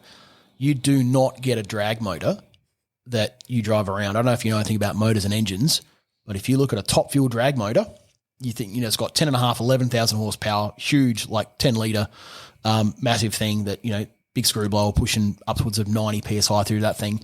That crank moves around 900 times. It only moves around in that engine 900 times. They pull it out and they rebuild it. Everyone thinks that that's By the time they power up, they do the burnout, they get down their strip in 4 seconds, they shut it off, that crank's only moved around 900 times, and then they rebuild it. Fuck. Now, I would love to have one of those things in my car, but fuck me, I wouldn't get out the driveway. You see what I mean? Yeah. So it's the same aspect of building a car motor. Now, you can build an F1 motor, but can you afford to service it? Can you sit there and do the warm-up cycle on those things and have your pit crew? It takes 27 guys to make that car move. So, and in guns, it's exactly the same. You can't just get a gun and say, just accurize and build it. And I ask these questions like, what are you using it for? Like, and we break it back down to that 60-30-10 rule. Like, what are you going to be doing? 60% of the time you're a range queen. And that's fine. Like, if you want to target shoot, like, dude, that happens. Then you got like 30%, well, I'm going to be going out to a mate's property and, we're going to be shooting beer cans hanging from the tree branch. Like, fucking awesome. So 10% is where you get that elusive deer. So, whatever it means. Like, it's one of those things. All right. You want to hear a story about a 270? I'll tell you a story about a 270. But what I'm going to do is I'm going to get a beverage. You boys want a beverage? Yeah, I can go. Sounds good. We'll hit pause. We'll grab some beverages. So, I'm going to tell you a story about a 270. Words cannot describe my disdain for these. It's the cartridge, it's the shooter, it's a whole bunch of things. So the 270 cartridge is a mistake. Like, no shit, it was a mistake by Winchester. They were trying to corner the European market and they couldn't figure out their conversions for 7mm and they couldn't get it. So they're like, we'll do this and, figure it all out. And they got their conversions wrong and it ended up being a 270, which is why it's 6.8mm because they couldn't figure out the bore versus major diameter, like the bore versus the lance. And they fucked it up. So it went from there and they just fucking rolled with it and just went 270. Ugh, fine, fucking whatever. Just deal with it. They put all this money in it. So to start off with, the 270 is a fucking abortion anyway. It's just quickly jumping in. It's funny you mention that because the 6.8 is what the US is going to. Yeah. Their military standard round. Mm-hmm. That a shorter case, do you know? I 6.8 SPC. Oh, right. Yeah, special purpose cartridge. So best way to explain it is the same head case as a what else? What else is major? 7.62. 7.62 by 39. AK rounds. Oh, right. So it's not based off a 223 or a 308. It's actually in the middle. So it's a separate size. So the reason the military are doing it is because they're going to get 24 rounds in the magazine, but they want the knockdown power because body armor is changing.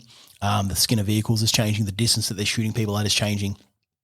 They experimented with 300 blackouts. This is all public. So the reason I can talk about this because I've known about this stuff. So we have done quite a bit of military stuff. So they've played with the 300 blackout and they experimented with it and they weren't quite happy with like the dwell time. And so the dwell time is the way the bolt comes back in cycles through the gas port and a whole bunch of other little bits and pieces. So they've ended up settling on the 6.8 SPC. So they've got a certain amount of lead in the rounds. It's how much a soldier can carry versus weight, a few other little bits and pieces as well. So there's all these benchmarks they've got to basically try to hit. Mm. And once they've got that, then they can start figuring out in the direction they want to go. It's the same aspect as, when you're hunting an animal, you're not going to go out with a 17 Hornet and try to go a Samba. Like, okay, you probably could, but you'd be really dumb. Yeah. So 270s. 270s are the herpes of the shooting world because you can't get rid of those things. You can't. It's just man. Okay. So we've learned that it's a stupid cartridge that should exist. And the types of shooters who shoot them, okay, the type of shooters. Now, what limitations do we have in SA for going out shooting a red? None. Yeah, none. So they go, it's a 270, mate. It's a fucking deer cartridge. Oh, yeah, it's a deer cartridge. No, it's the minimum fucking cartridge for shooting two species of deer in a different state. So if you turn around and go, I've just got my motorbike license and I've got my fulls, I can go up to 1,000cc, Suzuki Gixxer or, CBR 1000 or whatever it is. You go, mate, I got a 250. It's a learner's bike, mate. It's a learner's bike. A 270 is the minimum. Why the fuck would you stick with a bloody minimum? Like, what's the point in it? It's an overbore undersized cartridge, the amount of gas it produces for the velocity and everything you gain is ridiculous. There's no fucking projectile choice at all. The twist rate is fucked. There's nothing, like the proportions of the cartridge is stupid. There is nothing well designed about that case. There is nothing. And I will fight anyone in a ring who says otherwise. I've had multiple customers come in. I had this one customer this is what started me on this train. He goes, I want to build this cartridge. I want to build this gun. I want a 270. You ever shot a cartridge? Pretty big, mate. You ever shot a gun as big as a 270 before? Fuck, it's pretty big, eh? Yeah, man. I've shot bigger than a 270. Anyway, so being ex-military, I was 50 DMG qualified on turrets, full auto M2s, and ground mount as well. So, yeah, I've shot big things. I also qualified in the M40s with the Lumi flares. So, nice. Yeah, the Wombat guns are great fun. So they sound just like the movie. Yeah. Great. So this guy comes in, he goes, I want to build a 270. I'm like, fuck, whatever, man. So be it. And this is when I came up with that 60-30-10 rule. And this guy was like 99 and 0 rule. Like that extra 10%, that extra 1% was negotiating with me. So he's gone out and this was a local guy, he actually shot at Para. He's coming, so I've rebarreled this gun. And he's like, oh yeah, I'm gonna go and get this gun shooting really, really good. Oh, it's going to be awesome. Now, 270s aren't accurate. I don't care what anyone says, because if it was an accurate cartridge, F-class would be shooting them. And no one shoots at 270 because they're horse shit.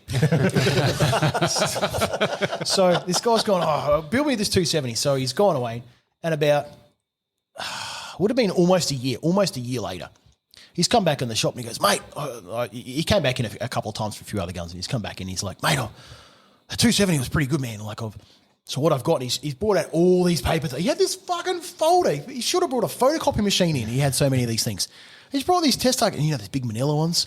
He's brought those in. He's like, oh, this is my Samba Hunting Highland cartridge because it's the 140 grainers and it's this point and it's a little bit faster projectile and I've got this and I've got that. And this is my winter load. So when the weather's a bit different, I've changed the powder up and I got the data in this one and this is my winter load. And this is my target. Look how accurate this one is. And I was able to play with it. I could single it and I could get that thing and I was touching these clover holes. And he's like, it's really accurate. And he's gone through. He's carried on for like 5 minutes like this.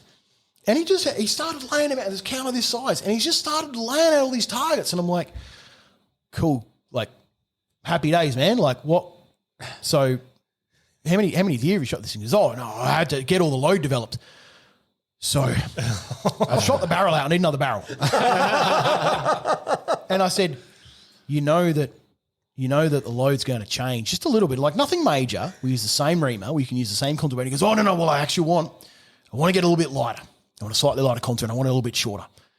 And I want to shoot these projectiles and everything else. And I've been reading on the internet. And I'm like, oh, dear Lord. As soon as people say they've read on the internet, like, oh, man. Yeah. So he wanted to change the throat depth to like, I don't know, some stupid fucking number or whatever it was because he wasn't able to see these projectiles out far enough and we did other things. So he's gone and rebarreled, like I've rebarreled this gun. And he's come back about 6 months after that and he's had a whole pile of test targets and stuff like that. And he's come back and he's like, yep, I'm pretty much ready to go. I'm gonna plan this deer hunt. I'm gonna get it all done. And some choice words were basically said by me and I've never seen that guy again. But man, he shot out a barrel and a half. And it was like the 99 and 0 on that 1% was me arguing with him about like, just go and like, dude, just shoot. Yeah. And every time I've had a 270 shooter in, there's a certain demographic of people who shoot them. Take that any way you will. Old. Certain, yeah, they could be old. They could from a certain, demographic or whatever it might be. And I do tend to find they're fairly much as their first centerfire gun and they're all fucking going to be a deer hunter. And it's like, can you name me the 6 species of deer? Can you name me, what, regions they live in what states we've got? And there's like, I don't need to. I just hunt them. It's like, fuck me. And it's but the 270s, man, there is nothing good about that cartridge. Like, you can get some like, decent quality brass and neck it down to 270 and you like whatever else. And I've built 270 Ackley's. The only 270 that I'll actually tolerate is generally a 270 WSM. That's the only 270 I'll actually play with. Because we like, as much as I hate 270, the 270 win is just, dude, like, man, if it was on fire, I'd piss on it just to piss in its mouth. I wouldn't put it out. I wouldn't put it out. I'd just piss on its face. But I just, man, they're just like, you cannot fathom how much my disdain for these things are. They're just, because every one of those customers are just assholes. and it's not. I'm not trying to berate the customer. Like it's not the customer. As I said earlier, it's like generally it's their first gun, and they've gone to a gun shop. Oh, those gun shops are salesmen. I'll tell you what, we've got some great salesmen in Australia. What's going? I've just got a new gun license. I'm 35, and I shot with my dad years ago, and I just thought I'd get back into guns, and I've got my license, and like, oh, what do you do? Oh, I'd love to provide for my family. I'd love to go out and get some actual meat, some clean meat, and have a bit of fun. I've got access to a property. You look like you need a 270, my friend. And they're like, fuck yes, I do. And it's just this never-ending cycle of these things. And it's just hard, man. So, and I've got to try to talk people out of these things sometimes. And yeah, we had a customer who put a 308 down a 270. We've had people who've tried to put 270s down 3006s, and we've just had every other combination in the middle. But it's just something about 270 that when you do it, I swear you lose IQ points. There's no other explanation for it. It's like brain cell loss. Yeah, they get behind a 270 and just go, duh, I squeeze trigger, pull. I just don't get it. I don't understand. So, anyway, so I do 270s, but expect abuse from it. I kind of want to buy one now and just come in and be like, can you fix this? Oh, man. I'll work on them and fix them, but anyone who tries to rebarrel to one, I'll poke in a different direction, purely because the caliber twist rates, you get a 12 or a 14. The bullet weight is basically from 110 to 140. There's no high BC stuff. You can't shoot reliably like a decent MOA group past 300 metres. They buck like a son of a bitch. The amount of gas they put out, most cartridges put out about 5,000 PSI at the muzzle, plus or minus depending on barrel length. 270s on one day it's 8,000 and the next day it's 9,000. It's like they are like, if you've shot 270s, they're a boomy cartridge. They do have a lot of bang behind them. It's because when you start getting into long cases, they've got what's called a powder column. When the powder column packs up and then it's trying to navigate through the neck and everything else, it's the way they burn. They're just like super inefficient. It's like they're trying to be creative and then just going, oh, we've got this 3006, let's just neck the bastard down. The 2506 is actually a half-decent cartridge. They can actually zip those things out. There's pretty decent, there's not a lot of weight range, but there's a lot of calibers coming into it now. There's a lot more options coming out for them for 25 cals because a lot of target shooters are getting into quarter bores. So there used to be the Black Aces or the Blackjacks. Burgers are doing 134 grain hybrids. So there's going to be some hunting stuff with that. Hornady's announced theirs. 25 cal. So there's going to be a lot. Nosler's got some 110s. So there's a lot of options you're down to, I think it's 70 something grains. I think it's about the lightest. So there's a lot of options within that sort of regions. And the twist rates can go anything from 7 to I think 14, depending on who you pick. So the local stuff we generally run, target shooters run 7 and 8s. Hunting stuff we generally run 10s, 10 twist. And the twist rate is defined by inches. So if you've got 10 inches, it's one twist. And if it's a 1 in 8, it's one twist in 8 inches. So a lot of people think it's 8 twists per or 10 twists per. It's backwards to what people think. So when they say 1 in 10, you've got a 10 inch for a twist or an 8 inch. So when you get to like an 8 inch, it's actually a bit tighter. So then you start playing with pressures and all this other sort of weird stuff. But yeah, so the quarters I can understand, and the 30-6, even the 35 Wheeling, like 35 is cool. I've got a couple of 35 cals. Like they're pretty decent cartridge. But the 270 was an answer to a question that nobody ever asked. Like it was just why wouldn't you just opt for a 6.5 or slinging that same bullet weight or range? You can get 6.506s. Like, yeah, I just don't understand. Neither do I. You tell me, we'll both know. So 6.5's been around for a long time. I mean, they've been back to 6.5 Swedes, 6.5 55s. I think 6.5s are great cartridges in any way, shape or form. Whether it be, I shot 260s and 260 Acklys for a long time. I used to hunt with them. They're great cartridges. 6.5 Creed has got a very efficient burn rate on it. So The reason I went from a 260 Rem, which great cartridge, I love them. I've still got one. But going to a 6.5 Creed, when you start changing the shoulder angle, when you start changing the neck length and the taper on the body, that starts changing the way the powder is going to react inside the case. And when you start doing that, you start creating efficiency in some aspects. So getting back to a car analogy, so if you have a look at, we'll pick on Formula One cars this time. So if we pick on Formula One cars, let's just say they're going to be running like, 2-litre motors or, whatever it is at the moment with the V8s and stuff. If you change the bore and the stroke, so if you have a really big bore but a really short stroke, that piston's bobbing up and down. That's how they get their 19,000 RPMs or 7,500, I think they capped at. But then you could have a really, and diesels do that as well. So diesels have a really big stroke because it offsets the piston to the crank so they can get more torque out of it. So, but when you have small pistons to a very short, if you have smaller pistons to a really, really long stroke, that's where, you start getting like big cranks and all that sort of stuff. They don't call him Stumpy McGee for nothing. I'm resisting the urge, all right? Yeah. Shut the fuck up. Sorry. I'm resisting the urge to make any innuendo. Continue the analogy. He's sitting here and he's stressing here. It's like, I'm going to say it. Sorry. If my wife was here, she'd leave all of us for dead.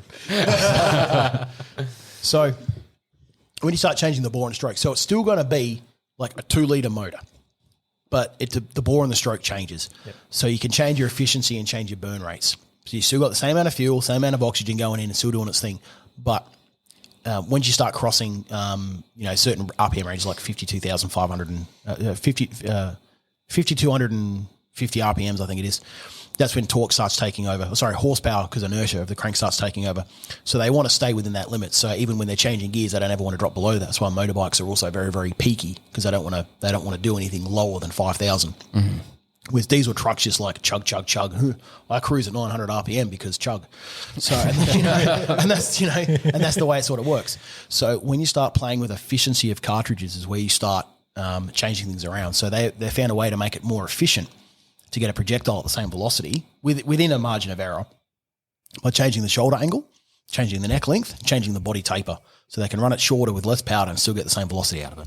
So that's when you start making things more efficient. So, standard cartridge, 308s, basically 386s and a few others as well, but all the old parent case, they run every 1 inch up the body, they run 4 thou of taper. They run 12 thou of taper. So for every inch, they taper in 12 thou. So Ackley improves, go to 4 thou. So they actually straight wall the case. So that's the minimum you can have for a case extraction. Anything less than 4 thou, and you're going to run into like some really bad problems. So if you have a look at, say, the Creed walls and stuff, they pick a nice happy medium in the middle of 8 thou. So they start playing with things.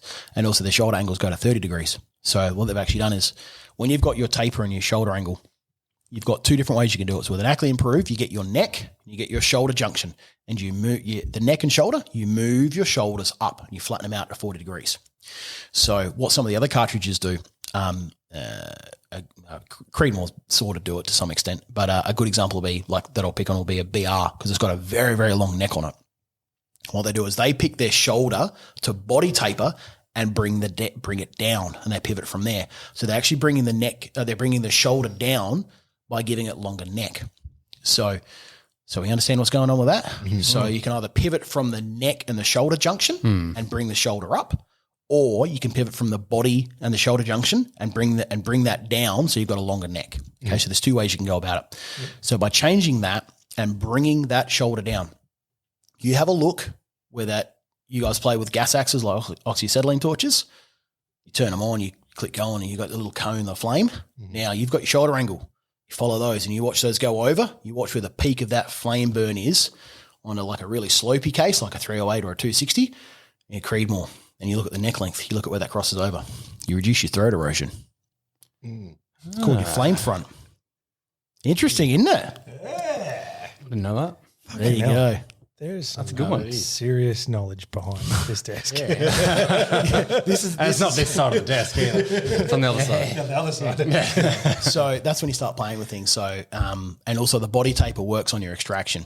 So in a drill chuck, So like someone's got like a radio, like a drill chuck at home, they pull the big arm down, they swing it down, and they pull it down, there's a little hole, and they put a drill drift and they tap it through, and the drill chuck falls out in that little Morse taper that people's back ends are lathes and whatever else. And you've only got to unlodge that thing like a 1/4, like half a mil, and then it just drops free.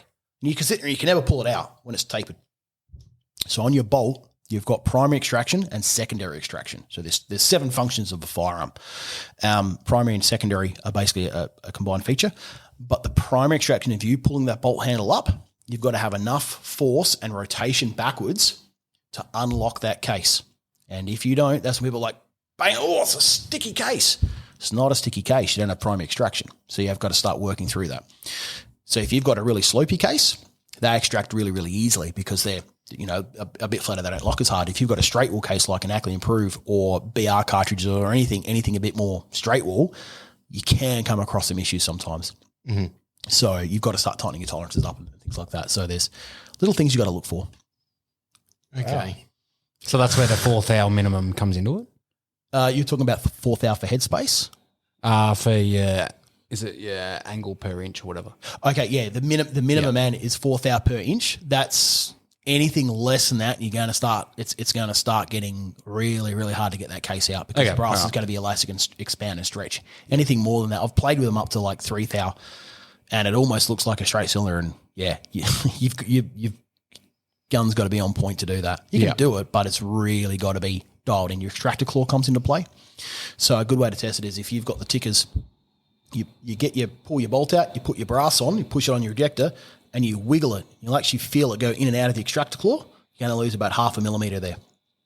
The primary extraction as it comes up, so if you watch your handle and you pull it up, and it'll actually come backwards a little bit. On the bolt handle, it actually rotates on the inside of a ticker. On a Remington, it's in there as well. On a Howard, it rotates on the bolt by the left-hand side by the side bolt release.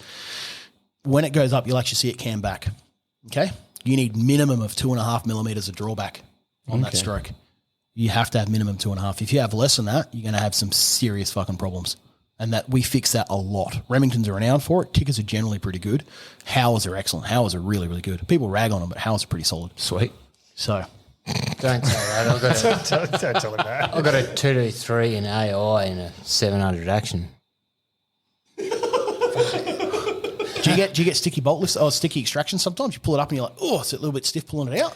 Nah, look, I bought it. I'm still in load development at the moment, so I haven't actually sent rounds. Josh isn't very good at the pull-out factor. Yeah. Yeah, but it's good to know. It's the old military age, isn't it? In, out, on guard? Oh, yeah. Standing target on guard.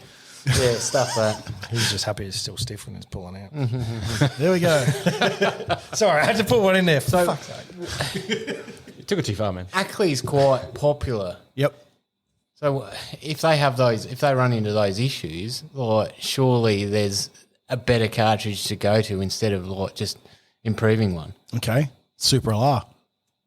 So it's okay. So there's Ackley Improve. So Ackley Improve takes I've got some cartridges I can run out, and I shoot a 243 Ackley. I love that thing. But I got plenty of Ackleys. I've been shooting Ackleys for years. Mm-hmm. About 12 something years I've been shooting those things. So I've had every flavor you can possibly imagine up to some very blood ones. With the Ackley Improved, as I was saying, we take the shoulder, we take the neck shoulder, and we move it up. Mm-hmm. Now, the Super LR technique is where we take it and we move it down. Mm-hmm. But it doesn't quite go full form. And Creedmoor builds on that. So there's a 6.5 Super LR and a 6 Super LR. I've got a 7mm Super LR, and that thing's a fucking rocket ship. I love it. I've got a 708 Ackley. I've got a vanilla 708, and I've played with 7mm for quite a while. I'm a huge fan of them. I think they're fantastic. I wanted to build a 7x47, but I've just sort of haven't gotten around to it, and it's like PRS is the game I shoot, so I run a 6x47.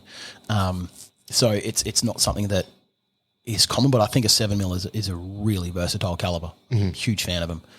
Huge bullet weight range, massive bullet weight range, all the way down from, what's the lightest we go down to, 68 grains, I think, all the way up to 195s. Yeah, something like that. And you can get twist rates. The tightest I've done is 6. So there's 6mm barrels out there. I did a guy up in Queensland. 28-inch straight, no taper. And he was shooting 180 grainers out of a 708. And he reckons the thing was amazing. I said, how's the recoil? And he's like, what recoil? But he just wanted the biggest, heaviest gun he could just for target shooting. I'm like, okay, let's do it. So, yeah. So I've got a friend trying to convince me to go the 708 Ackley over just a Sammy spec. So what's the advantage? I'm going to go through the sales thing here. So why would you go 708? And there's no right or wrong answer here. What I need to figure out is what you're trying to achieve with it. So why would you go a 708? Is it because you're building a mate for your gun? So if you're building your gun for your mate, or is it because you're just trying to build something that's like outside the box, or because of the ballistic advantage, or what's the benefit of it? Well, I sort of touched on this week because I'm still in the planning stage of it, and I was wondering. From a 308, I was sitting there going, okay, what's the advantage? Apart from a bit of speed increase at, say, like 162s, 168s for the 308, 162s for the 7mm, a little bit more speed, dropping bullet weight, okay, but higher BC. Yep. So I'm sitting there going, okay, yeah, that's beneficial. I'm keen to get a higher BC. A mate, Jacob, was like, well, why don't you just Ackley it and go 180s? Oh, I'm going to have words with that boy. Sorry, Jacob. No. So there's nothing wrong with Ackleys. Now, have you tried to get 708 Ackley reloading dies? No, I haven't. Okay. No, so it's something to consider. Yeah. What brass are you going to use? I was thinking lap. Okay, not a problem. Lap Starline's pretty good as well. It's easily available in a couple of other exotic brasses. Anyone who thinks, I'm just going to get some cheap Winchester and Fireform that, well, fucking good luck reloading it because that stuff like does weird things. So that's a consideration as well. So the entry level to start off with it is slightly expensive. So would you want to have a look at getting a 708 or a 260 Ackley, 260 Ackley die set with bushings, or do you want to get the 708 die set with bushings? Because that way you can do a 708, you can also do a 260 Ackley. You could go down. So that you have got that ability in the future if you ever want to rebarrel. So you can, if you get a bushing die, you can go either way. And what I did is I already had a 260 Ackley, 260 rim Ackley die, and it takes bushings. It did have a little tiny tight restriction on the inside of it. I just got a carbide reamer and just flushed it out like 0.5 mil. And so I can do 7mm 08 Ackleys and 260 rim Ackleys as well on the one die just by changing the bushings over. Okay. So you've got options. So there's things to consider in that. The other thing is, which I will tell people, and nobody ever listens to me, Ackley improves, do not chase velocity. You want to keep the same velocity as a regular cartridge. So if you've got a 22-250 and you go, oh man, I'm getting my 40 grain as it, Sputnik speeds, I can get them around the world 3 times before it hits the target. I'm going so fast. Don't. Mm-hmm. Because you're going to do, there's 2 things you're going to do. So Ackley improves are brilliant at stacking pressure. Like it's incredible how fast they can build pressure. So you can change your powder charge and get like ungodly speeds out of them. It's actually scary. I was launching the 139 Lapua CNRLs out of a 260 rem at 3,300.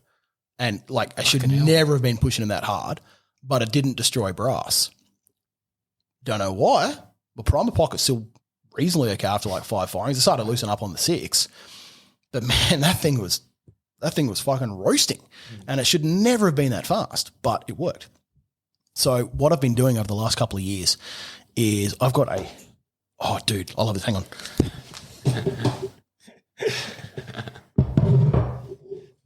Here's one I prepared earlier. 243 Ackley. This is my old match barrel. So with an Ackley improved, what you want to do is, let's just say we're going to pick a nice easy number of 2,700 feet a second for a 7mm 08. You're going to get an 162 grain. You're going to be about 2,700 feet a second in a 26-inch tube with maybe I'd recommend probably an 8 twist to stabilize them pretty well. Now you can go an Ackley, and instead of getting 2,600, you get to about 2,850. Don't run them at 26, maybe 2,650, marginally higher. Run them at that velocity. What's the normal pressure of a regular Sammy spec, a 308 parent case cartridge? Like what's the normal pressure of a cartridge? You guys got an idea? Oh God, nah. Couldn't tell you. 62,000 PSI. It's pretty standard across the board for most cartridges. That's what a receiver will take. So whether it be 300 Win Mag, you got some other stuff like, 4570s, which is way low, and a few other cartridges that are like, stupid high. Like most cartridges are about the 60, 58, 60, but most of them are maximum of 62,000 PSI. That's what they go off at. And coming out the barrel, you've got about 5,000 PSI gas. If you're running an Ackley Improve at 62,000 PSI, you're running at like 2,800 feet a second. but you don't need to. So if you run the cartridge, use the same powder charge, probably marginally less powder, and run the 2600, 2650 feet a second, which the 708 would normally run, you go, but why? I'm not getting any advantage. A normal 708 barrel lasts about 2,500 rounds. I promise you'll get well over 3,000, probably closer to 3,300. This barrel here is a 243 Ackley. I got 3,000 rounds out of it and it's still shot until the day it died. Fucking hell. And that's a 243 Ackley. And I was running the 105 grainers at 2860 feet a second. And it ran 3,000 rounds and it was accurate. So run an Ackley, but run it because what's happening is you're running it only at like 50,000 PSI. And at 60, you're taking off. Like, what's that in percentage? We're talking 18%, no, not at 18%, 17% or something. You are taking off energy, but you're running the same velocity. Yeah. So you're not pushing your brass as hard. You're not burning your throat out. Because remember, we're talking about that flame front. You're not pushing it as hard.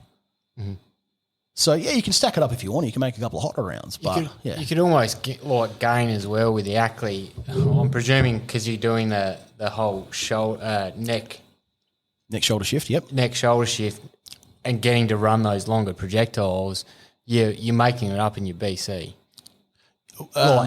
Okay, so there's another way you can go about it. So it's the seating depth of your cartridge. Some projectiles love to have jump, some projectiles don't. So once you found out where you want to jump it, the other thing is when we start building custom chambers or, when we start getting into this side of things, we will custom throat out the chamber to suit whether it be a projectile, or whether it be a cartridge, or whether it be a magazine length, whether it's feeding, whether it's target rifle guys and they single feed that damn thing, or whatever it might be. And then we figure out what the projectile likes to jump to land. So quite often we'll talk about where the boat tail will be in the case, but if you load it to a standard sort of length, like say a semi-spec of like 2.8 inch or whatever the hell the standard length is, if you push that projectile back and you've got a really long, say a 7mm 08, and you've got the 162 grain, we'll say the Hornet ELDs or whatever you get your hands on, you've got a fair amount of projectile sticking inside that case. So you've got parallel section inside that case. Generally speaking, there's no benefit, there's no disadvantage, but there's no advantage.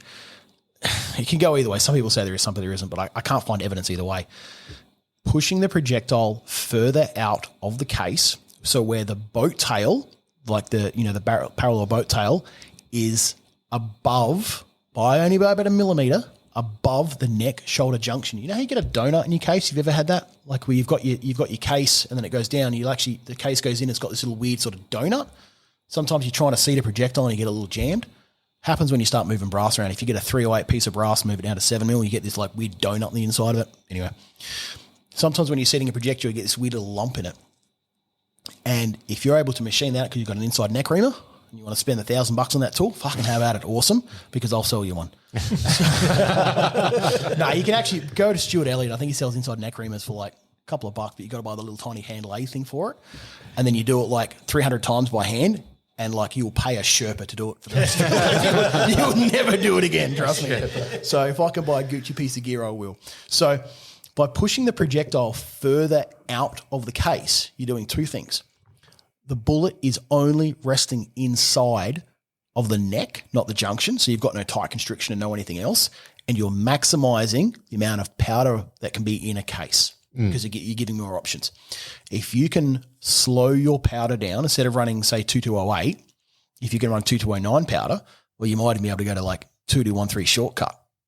If you can run that powder because you can get that little bit more in it, it's going to work for you because you can slow it down. You're going to slow down your pressure. You're going to slow down your pressure curve. So instead of your pressure like going, oh, fuck, it's through the roof straight away and then building off, because as the bullet's coming down, you're going to have this huge pressure spike. Then it's turned completely to gas like a balloon. And then it's riding that bullet. And every time the bullet starts moving down the barrel, that pressure there is going to start decreasing. Okay, because it's decreasing, and then it gets out. By the time the bullet gets out, then it's only 5,000 PSI. And it goes good because there's nothing left in it. But if you can slow your pressure curve, so the bullet's coming out, so the bullet's coming down, the pressure's still building. So instead of being like the most insane explosion that's happening all at once and everything's jamming up, or you can have it and it's like slowly, oh, it's building up, oh, it's maximum, now it's letting down again. The bullet's, sort of like, a quarter of the way down the barrel. So you can lower the pressure curve. By doing that, you're going to preserve your brass, like all your case growth and everything else. You're not going to get anywhere near the amount of throat erosion. You'll end up having more flame down the throat and everything else. I agree with that because the powder's still expanding and doing it everything else, but it's a different type of burn. Mm-hmm. So you can change that so you're not stressing everything out on your system.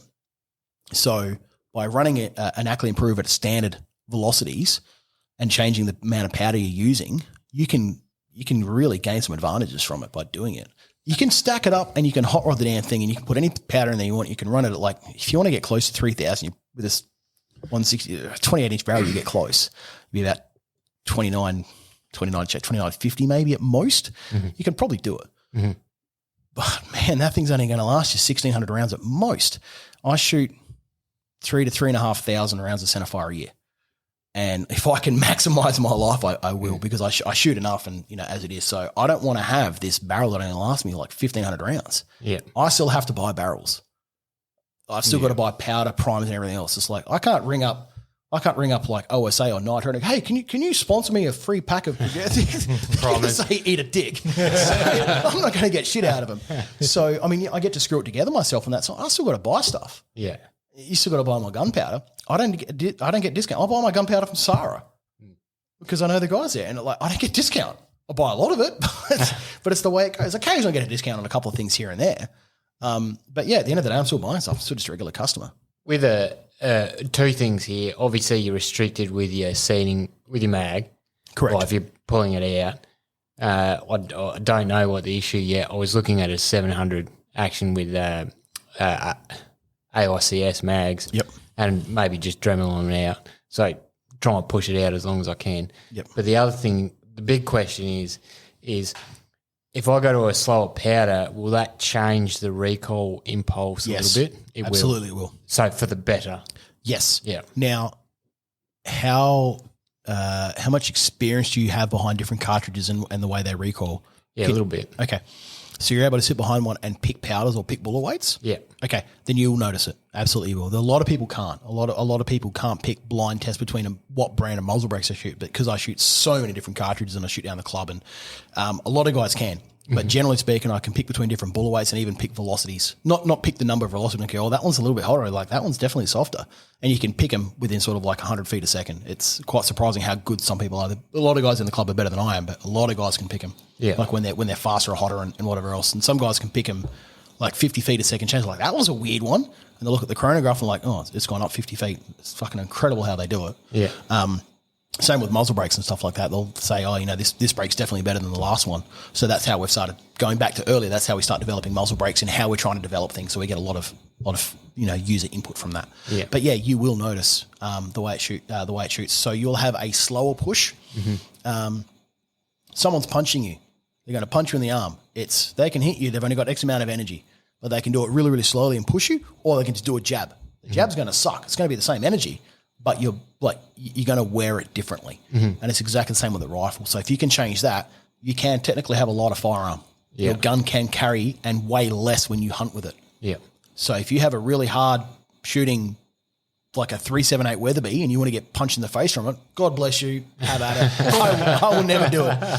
But if you want to have, say, a 7mm08 and you want to Ackley it and everything else, and you get the boiler room all figured out, and you figure out your seating depth, you figure the jump to the lands makes a difference. Yeah. How much jump you have can make a big difference.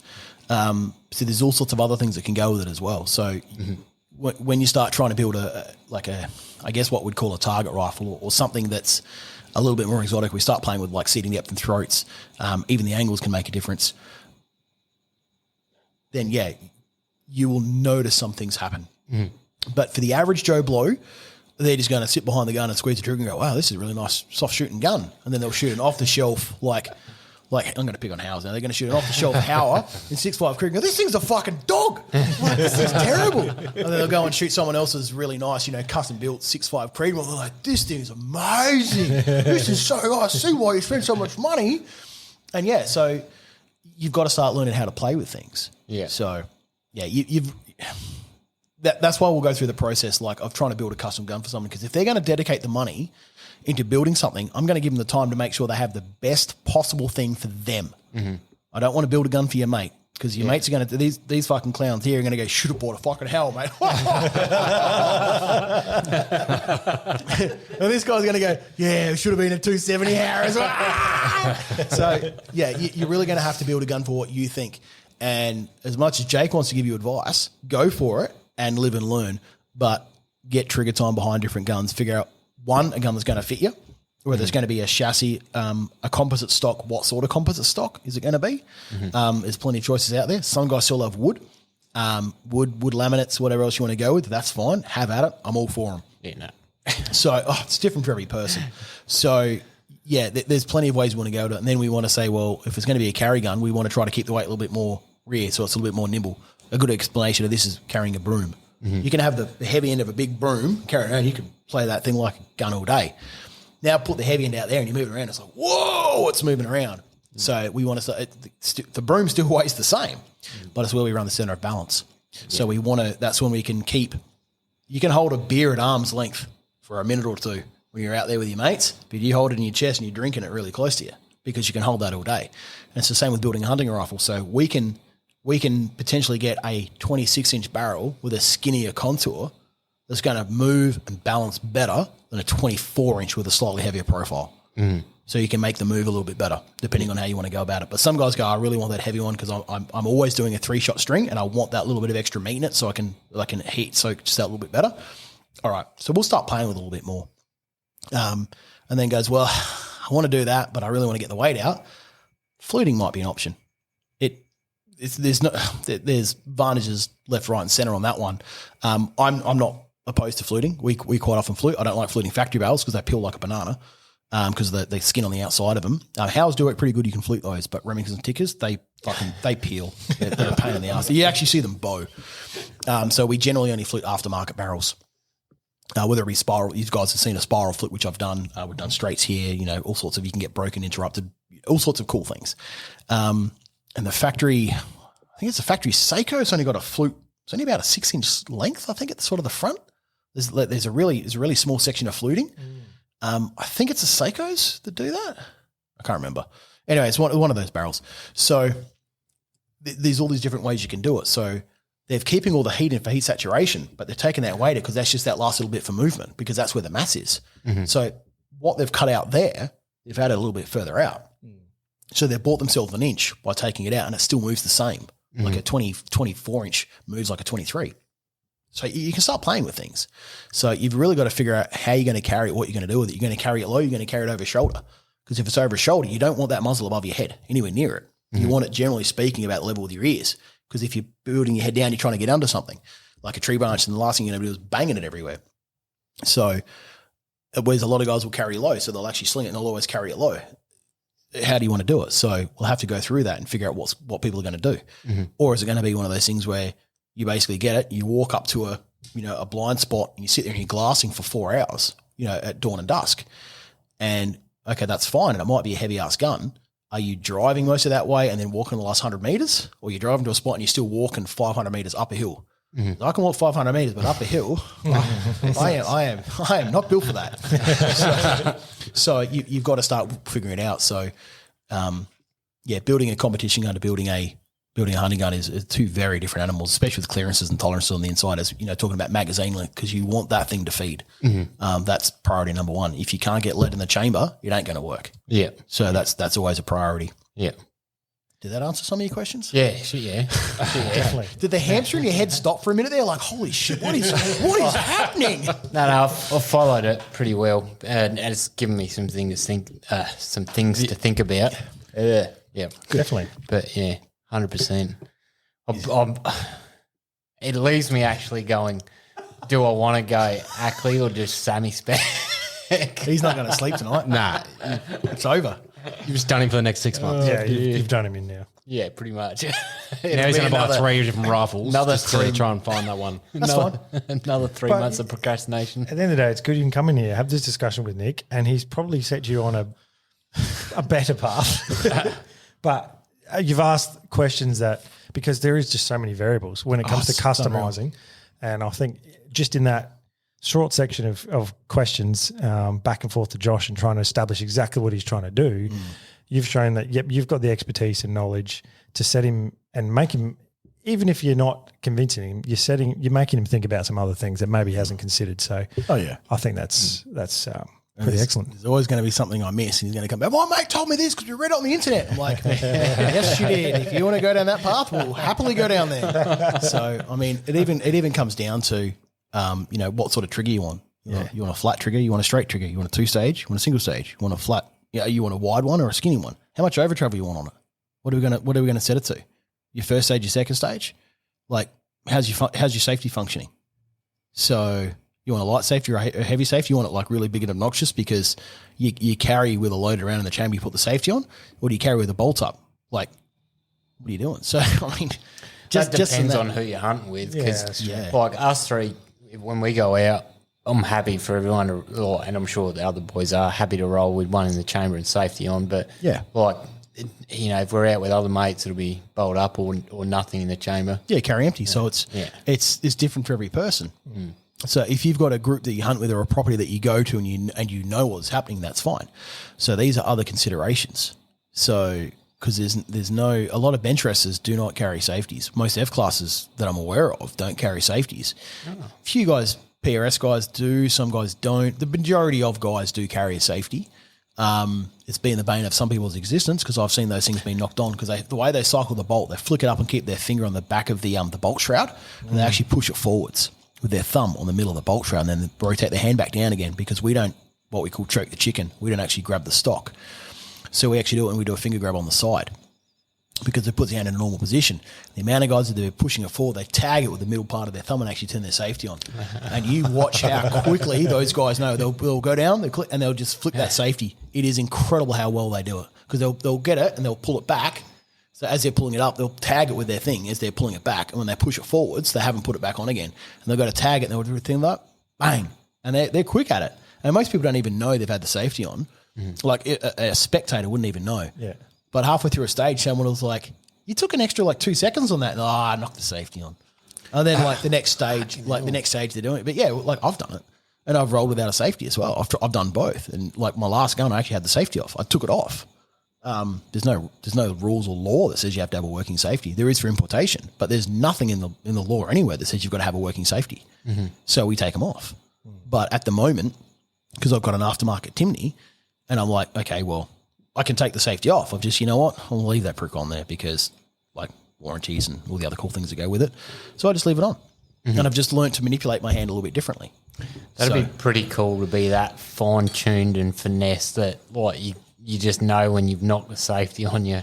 That's insane. That's the next level of repetition. 10,000 hours of proficiency. It's just, I don't know. It's just one of those things you just you do it enough times, you sort of learn it. It's not like one of those things where you do it once and people are wrestling. They're going, what the?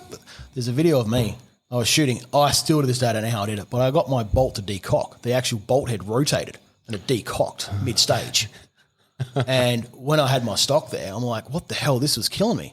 So I'm like, all right, what am I going to do? All right, so my gun's on a barricade. I had a bag and the gun was balancing on this barricade. I don't know what to do. So, all right, so I pulled the folding stock out the way, pulled the bolt out, recocked it, put it all back in, closed it, and finished the stage. And everyone's like,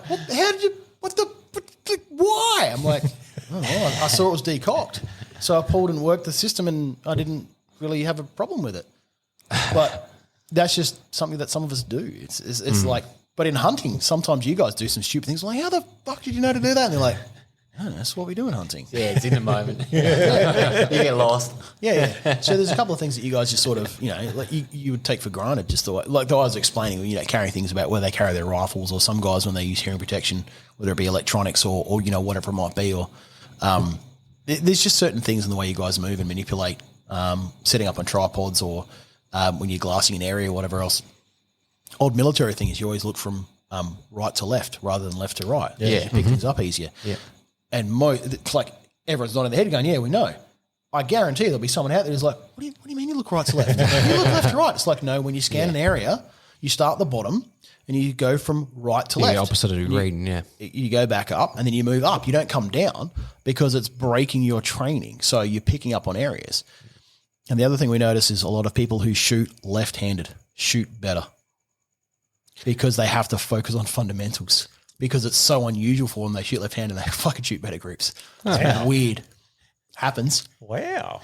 When you see, I mean, a lot of people sit there and they're like, what the hell? Like, what the? Like, it doesn't work. But once you actually sit there and you think about it and you brace it up, put your hand and get all behind it, then guys actually shoot really good grips because they focus on fundamentals. I think the hardest thing shooting left-handed is not using my right eye. Well, yeah, true. That's probably the hardest thing about it, I find. So I'm cursed. I'm left eye dominant. My right eye's got a weird stigmatism and my right trigger finger. See my scar? Yeah. I cut that finger off. So it doesn't work properly. So I'm actually I actually shoot left-handed. And I was born right-handed, but I do pretty much everything left-handed now. I actually shoot pistols and everything left-handed. I shoot rifles right-handed purely because I've got a right-handed gun. But I actually shoot, and every time we do a national stage with PRS, as soon as there's a left-hand side, they're like, oh, fuck, here comes Nick again. Because I can naturally shoot left-handed. Yeah. So it's quite easy for me. So I can get behind a gun and just jump into a position and shoot it. So when I was in the mill, I used to shoot left-handed. So with all the stars and stuff. So that's what I used to do. So with one of the squads. And it's what we used to do. So luckily I've been able to do it, but all my pistol manipulation is all being left-handed. That's pretty cool. Yeah, so I'm actually quite lucky in that aspect. But then there's other guys like you've really got to work on it. Yeah, I don't know how you do that. I feel like too Aspergy or nah. Trying to do. You can feel your inner autism shine. Yeah. Nah. Oh, it's in there. Too hard. It's way too hard. He's like, "Where's that closest window? I've got to nick it." Oh, dear. Oh, crying. Well, we better get through some more questions quickly. Give me another one. Let's go. What's the most dangerous thing you've done, Nick? Most dangerous thing I've done? Dangerous thing you've done. That I've you can done- talk about. You don't have to incriminate yourself. Well, I could say like get married and have kids. Most dangerous thing I have, I've done some. I haven't done anything illegal, but I've come pretty close. We'll leave it at that. It's a good answer. It is. Fair enough. No, that's fine. Did almost chop your finger off or chop your finger off. That sounds pretty dangerous. Yeah, how'd you do that? That was a work accident. So I was actually almost crushed to death when I was an apprentice. Shit. Yeah, so I was moving some racks and whatever else, and they had these big, huge racks, and they had some heavy stuff on top, and some WorkSafe Health lady came in. She's like, we need to move this. It was like, lever points and blah, blah, blah. We got to move all this around. And like, apprentice job. Oh, son of a bitch. So I've grabbed these racks. Huge, like, big, about the size ones I got out there, a little bit bigger than that. Yep. And they had like all the heavy stuff around and like it was all the bearings and the grease and, huge storeroom. And anyway, so I'm moving all this stuff around and the thing just started tipping over. And I tripped over and I grabbed it. It's actually pinned me. It's actually grabbed me and pinned me off the wall and it bruised my throat and actually crushed me. Ooh. And they had to get like a couple of tradesmen to start throwing stuff off and pull it off to get me out. Shit. And so I almost died. So I smashed all my arm up and bruised my neck. Bloody hell. And that was pretty close. So yeah, and then the finger one was actually the same company. H&S. Yeah. So that was the whole point of that place was they actually said there's too much heavy stuff on the top. So we need to move it around. But I didn't have a forklift license, so I couldn't move anything. So I was trying to like get all the stuff to the edges so they could come in and move it. And it made it over tippy balance. And so they're actually trying to make it safer, but aspect it actually made it worse. Yeah. So I did my hand in, that was a sheet metal accident. So the story I tell was I was at a servo because I was working night shift and got in there, I was like, sort of like 5 a.m, knocking off and whatever else, getting ready to go home. This guy comes into a servo and is trying to rob the place. He just pulled out this knife and he's like, I was in his way and he's just fucking going to like gut stab me. So I grabbed the knife and he's basically, he's pulled it and he's like slipped my finger off and, I had my finger dangling there and everyone's like, oh, you're a mad cunt. I'm like, no, not really. It was a lie. So that's the story I tell people. But no, what happened, it was a sheet metal accident. So I was on a guillotine. Sorry, no, a sheet metal bender. So, when, people have got a guillotine and there's a sheet metal bender and there's a whole pile of like, strips and everything out the back. So apprentice job, end of the week, pick all the, pieces of shit up and whatever else. And so, the big folders that they've got when they pull them up, they've got that big upside down pendulum and the pendulum swings down. Yep. So I was holding a piece of sheet metal and a tradesman came along. I've got a homer to do. Friday afternoon, quickly sneak, make his oil drip tray, cigarette tray, like whatever the hell it was, some sort of tray. And so the big counterbalance. So if you actually have a look where it is on the finger, it's actually got a bit of a pick mark. So I was holding the sheet metal and it actually pushed it down and the sheet metal bent and folded and actually pulled it out and degloved all of that and pulled all that off. So I'm like, finger's gone. Oh, there it is. So I was laying on the back. So, in the cartoons when they've got like a round bit of meat and it's like a white bone or a little black center in it, it looks like that. It really does. Yeah. And then I went, ow, ow, ow, ow. And then I sort of like, didn't pass out, but I sort of crippled up in pain. And Fuck, you'd almost want to pass out, I think. Yeah. yeah, it was pretty bad. The most excruciating pain though was when the ambulance came because they got some rags and only the way a workshop can. So I've grabbed the finger and I put it back on, and that's why it's actually permanently curled in because I grabbed it and pushed it in. So it's got like a little bend to it on the bone. So I put it back in. It was just bleeding everywhere. So they've grabbed it, they've put some rags on me, and they've just taped my hands up. So I'm holding it, and there's this big pile of thing, and the ambulance is coming in, and they're like, we need to see it. So they've pulled it open, and it started to dry, but that stage, and they pulled it, and I had nerves that actually looked like little wispy bits of hair. They're actually like exposed nerves. And it dried to the rag, and they actually pulled it. And it actually pulled the nerves out of my hand, so my finger's actually dead on the side. So I've actually got no feeling on it. So through the palm, they've actually cut me open, or pull it. You can actually see a scar that goes up there. So what they've done is they've cut my palm open and pulled a tendon out and joined it. So I've got no middle tendon, and I can't straighten it anymore. So my finger doesn't straighten because it's missing tendons. So they've had to, and that one there is locked. I can't pull that down because I can push it, but the finger's been fused.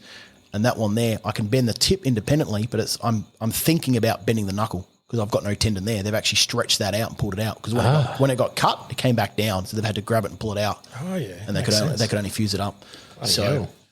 Yeah, that's what happened. So that's that one. So fucking hell, I just assume you'd squeeze the trigger so much it was sort of just like half. Oh, crusty guys, done this since 1973. No, it was actually an accident. So yeah, fair enough. All right, well, Explains the your next hand killed in, doesn't it, mate? helps me hold a beer can pretty well. It does, today. All right, well, the next one is, what's the best piece of advice you've ever been given, Nick? Best piece of advice: always pull your pants down before you go to the toilet. Pretty solid logic. Yeah, it helps. It worked pretty well. If you're going to do something, don't half-ass it. Just have at it. Yeah. That's pretty much Yeah. it. I mean, it's not life advice. It's just like common sense, really. So if you're going to do it, have a crack at it, like properly. Full send. So, yeah, pretty much. That's pretty much where it came from. You mean that? Yeah, no, that's generally where it came from. So if you're going to do it, just like do it properly, like do it well, like have a full go at it. So whether we're designing a product, and that's why we've gone back to the drawing board, we didn't try to stagnate. We try to keep developing things. Mm-hmm. And it's just with everything. Like when you're going out shooting, you can have fun with your mates, but if you're going to go out and try to compete, or you want to go and get that animal, like you got to put in the hard yards. If you want to go get that, get that big stag, you're going to have to spend a couple of months tracking down and going for it. Mm. Like don't pussyfoot around, have a go at it. Yeah. Anyway, that's my advice. I love that. Yeah. Nice. Get into rapid round. I like it. Caleb only spent 3 days getting his monster stag. I wouldn't call that hard work. That was 5 days and 82 kilometres of walking, my friend. There's probably a guy who's been tracking that thing for 4 years and you've screwed him. Yeah. I In 4 actually days. gave him the option of shooting it himself. He's like, no, you take I it. see you with the guy who was there with it. The guy who'd had seen it on trail cam over a course of years and was going, this is the biggest thing on this whole property, and he'd let me take it.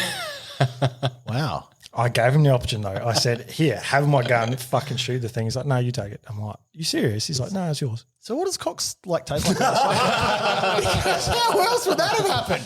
Tastes like bacon.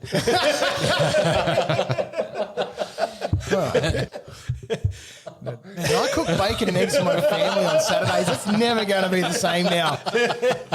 So I said bacon just to ruin it for people. Okay, next question. Anyway, what's your favourite movie, Nick? Favourite movie? Oh, this changes. It goes up and down. If anyone's seen Mean Guns, it's an old movie. No. It's based in a prison. It's got a Ice-T in it and Christopher Lambert and a few other cool guys.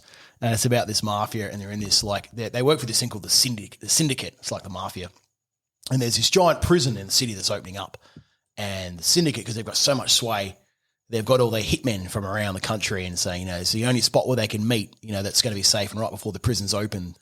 But everybody who goes in to the prison has to surrender all their guns because they don't want any heat between the gangs, because they're all professional hitmen, you see.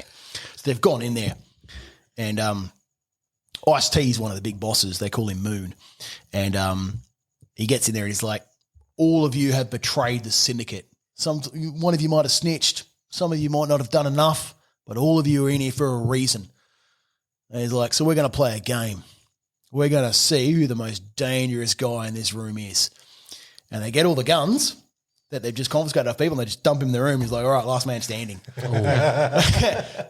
All the guns are there, but there's no ammo guns. There's no ammo. So all these dudes who are friends with each other, click, click, click, click. And it's like, oh, you sons of bitches. And then it's on. And that's the whole thing. And there's ammo scattered around in the whole movie. And that's like the first 10 minutes of the movie. And then it's just on. Oh, I need to watch this. Mean guns. It's pretty good. That sounds pretty good. Totally terrible movie, but it's actually pretty good. So, yeah. Never seen it. Yeah, it's a good one. All right, I'll take it up then. Have a look. Why not? Cool. Well, the next one is, what is your most treasured possession? Treasured possession. I don't think I really have one per se. I don't really get super attached to things. Yep. Shop. Dealer's license is pretty cool. I mean, I've got some guns that I'll definitely never sell, and I've got some stuff at home with family memorabilia and things like that you just can't force yourself to throw out. From the background of my history of how I've grown up and where I've come from and sort of what I went through. So there's things I'll never get rid of. But yeah, I don't really. I mean, I'm quite happy to throw stuff out, and it's really weird that I was actually having this conversation on the weekend with my wife.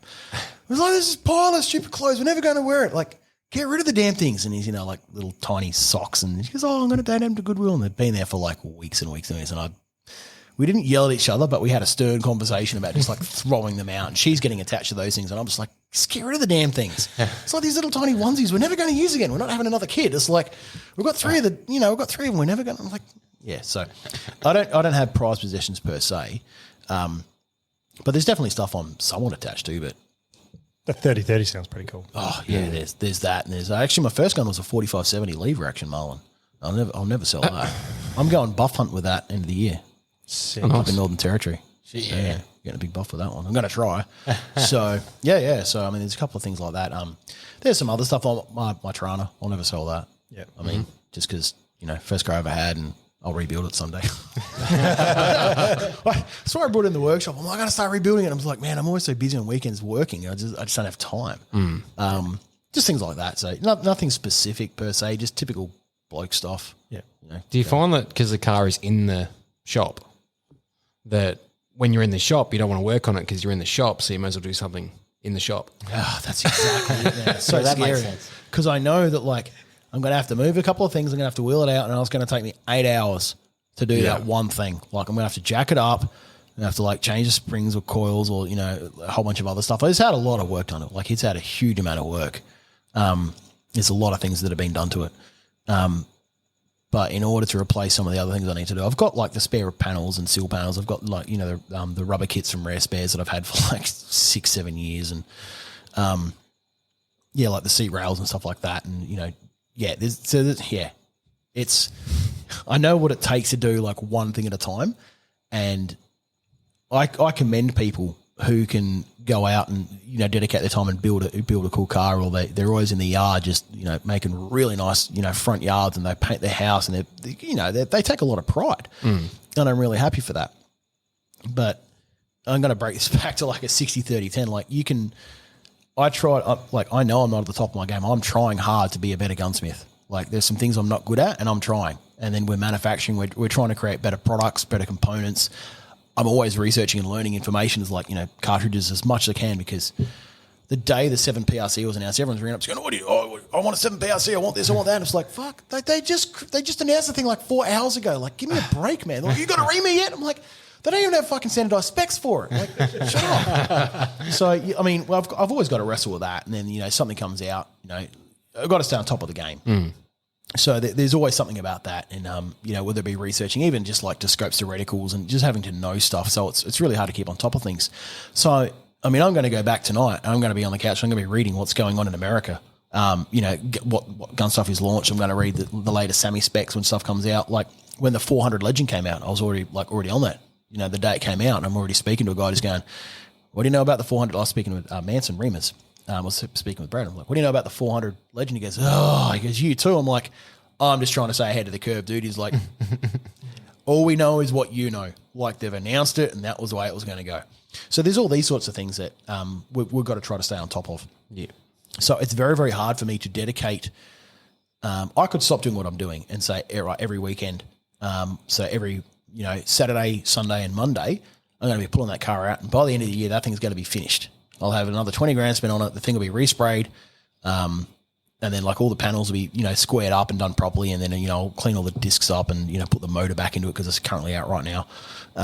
Finish rebuilding all that and get it all done. I've got all the parts for it and whatever else. Basically just assemble it, give it to a guy across the road, pay him 10 grand, get the thing sprayed and be done with it. Yeah, I could have all that done, but I'm going to lose a lot of the time, which I'm doing other things. Yeah. I can't be perfect at 3 different things. It's not going to happen. I can only be the best at 1 or 2 things. I try to be a good family man as best as I can. And I try to be a good gunsmith, and shooting comes a pretty far away, distant third. I don't take shooting seriously. I never have. I'm not competitive in that aspect. Like I did basketball for years and that's it. So if I went competitive, I would stop doing everything else. I'd be practicing every other week and I'd be doing that. It's the same with hunters. You want to be a really good hunter. Guys are going out every weekend. I've got customers who do it like every weekend. They're in a different state. They're hunting and they will shoot a massive amount of different guns. Might only shoot 300 rounds a year. That's all they'll shoot. But every time they go, right, I've just got $1,500. I've saved up for a fortnight or a month or whatever it is that they're doing their job. I don't know. And they go off and they go, oh yeah. And then they come back and they go, oh, I've just shot this. I've just shot that. And they go, I want to do this. I want a muzzle brake. Oh, I want a bit of Cerakote. And every spare dollar they've got, they're spending on something because that's their passion. And that's what they want to do. His kids moved out of home. He's an old, nearly retired guy. He's obviously pretty well off in life. And that's all he does. He just wants to tinker with his guns. I'm like, him and his missus are happy to drive around the country doing it. So I'm like, we don't see him for 3 months at a time. Finds out they've been all over the place. Have at it. I can't be in that position right now because I'm still trying to build the business to getting it to a point where it's as best as I can get it. So what do I sacrifice? Yep. That's where I'm at. Makes sense. Fair enough. Makes sense. Well, there's only a couple of formatted questions left, and one of them you've kind of already answered, which is what was your first firearm? The 45-70. 45-70 Marlin, still got it. That's a bit of a jump from a 22. Second was a CZ 452, still got it. And third was a shotgun, a Lamba, I still got it. I'm not going to say how many I got, but I got a lot of firearms. Yeah, bloody hell. I got a lot. Oh, yeah. Do they still make Lamba? No, Yeah, I didn't think so. that's a good shotgun, actually, good field shotgun. I used to shoot DTL with it down at SAGC. Oh. I used to shoot a lot. So Down the line or skeet? down the line DTL. Yeah. Oh, okay. Yeah, used to. Sorry, skeet no, I was actually gonna. I got confused then. I was gonna be like side by side or under and over, but then Yeah, it wasn't a trick question. So, I used to shoot it pretty competitively. So I got out of the military and I started shooting. And like the military was like, slow, control your trigger, breathe, release, go, squeeze. And it's like, oh, fuck, whatever. And I got out of the military. I'm like, man, I'm going to do something a little bit different.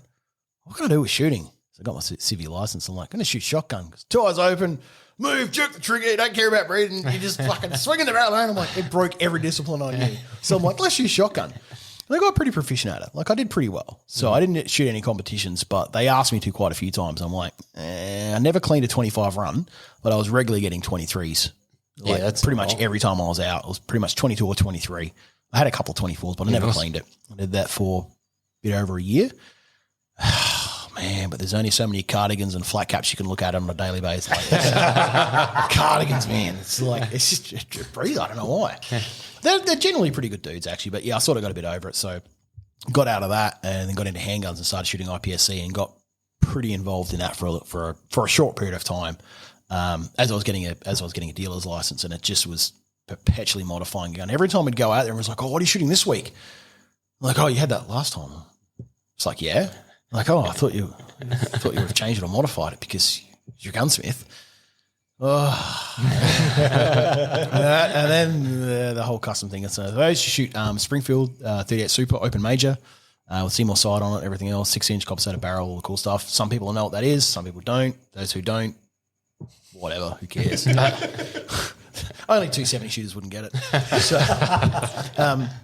So I ended up shooting pistol and eventually got into long range.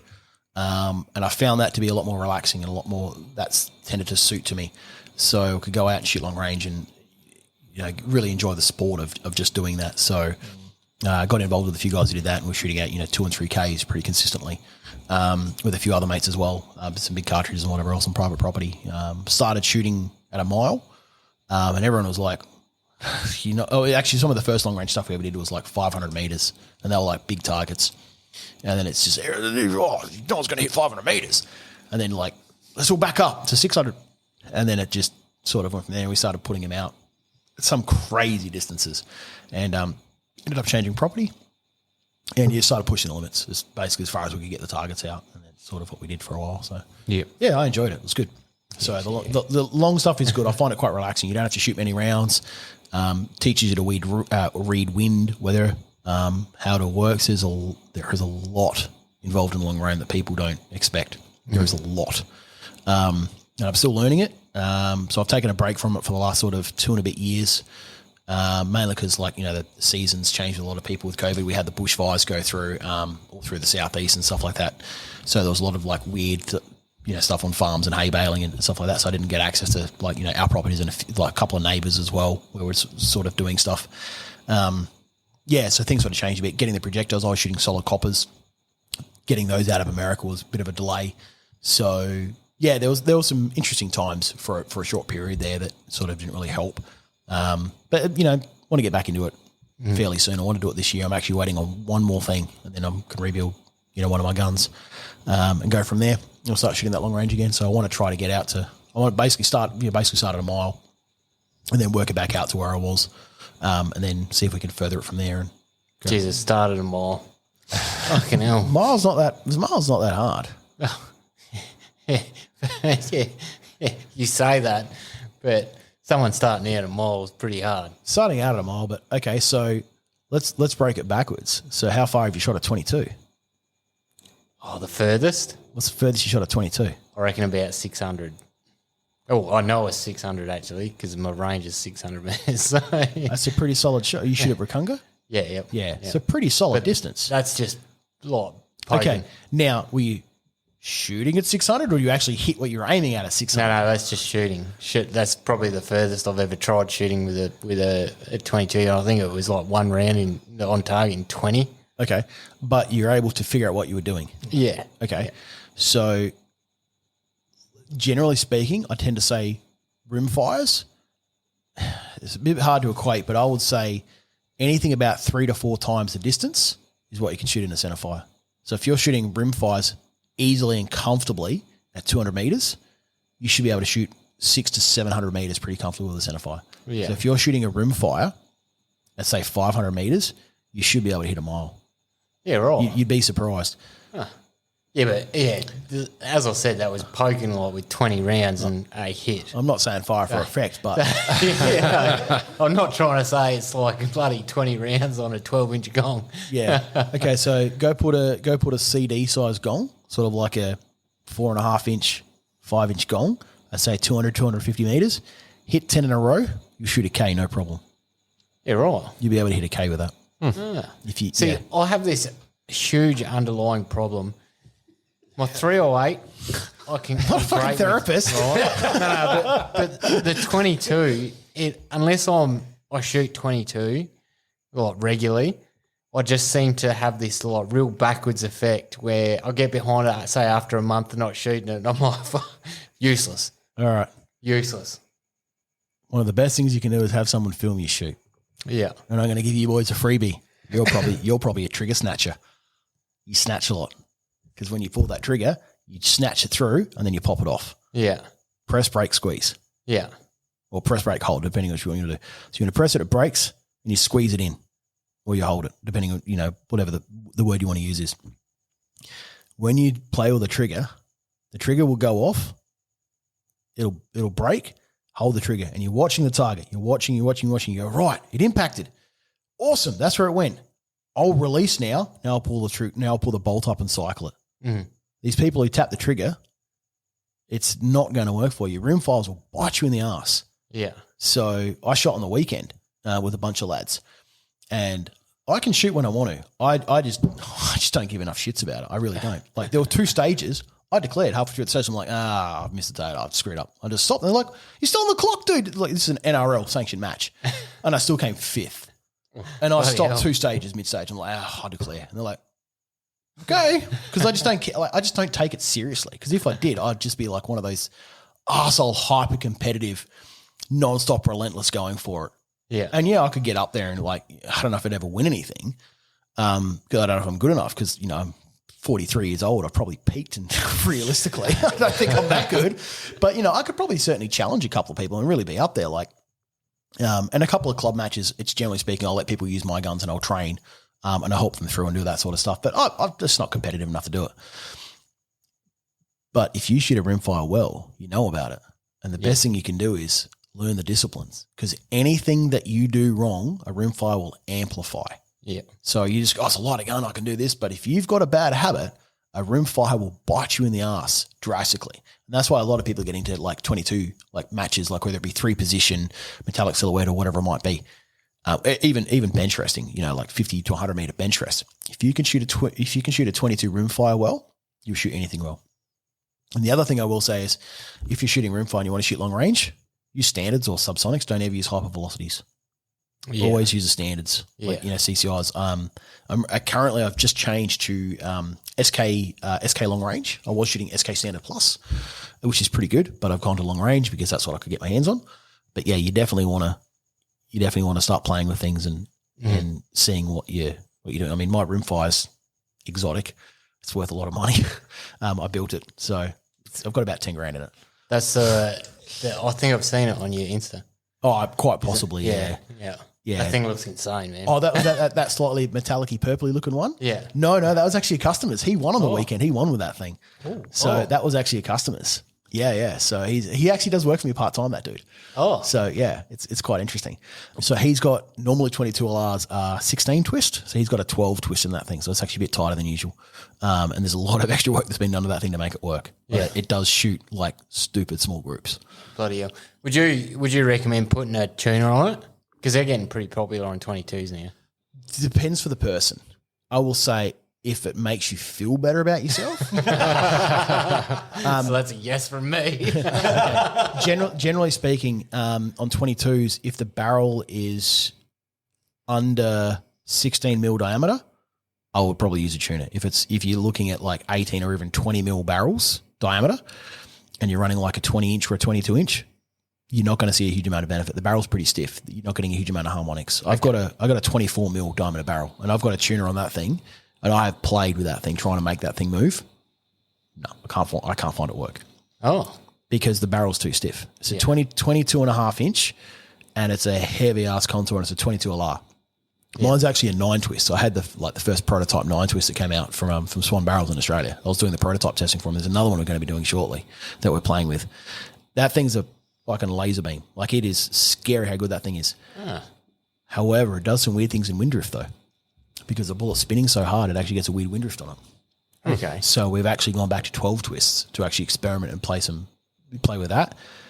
We also noticed a 9 twist loses a little bit of velocity, just a touch. So it is marginally slower, only by about 10 feet. But it's something that we're noticing because it's got to work harder because the bullet's in a 22-inch barrel, the bullet's traveling further in a 9 twist than it is in a 12 twist for 22-inch. It's got a further distance because it's skewing a tighter twist to go around, whereas the other one's like a looser twist to go around. So it actually does travel further. So because of that, because it's simulating an extra amount, so there's more load and more friction on the barrel because of the powder charge, because you can't reload the suckers. So you're going where it is. It's still accurate. It's accurate as hell. Like I've shot that thing out to, I think it was, we were shooting A4 paper at 385 meters, just nonstop on the paper. It was just shooting groups on that thing. It was insane. I'd never seen anything like it.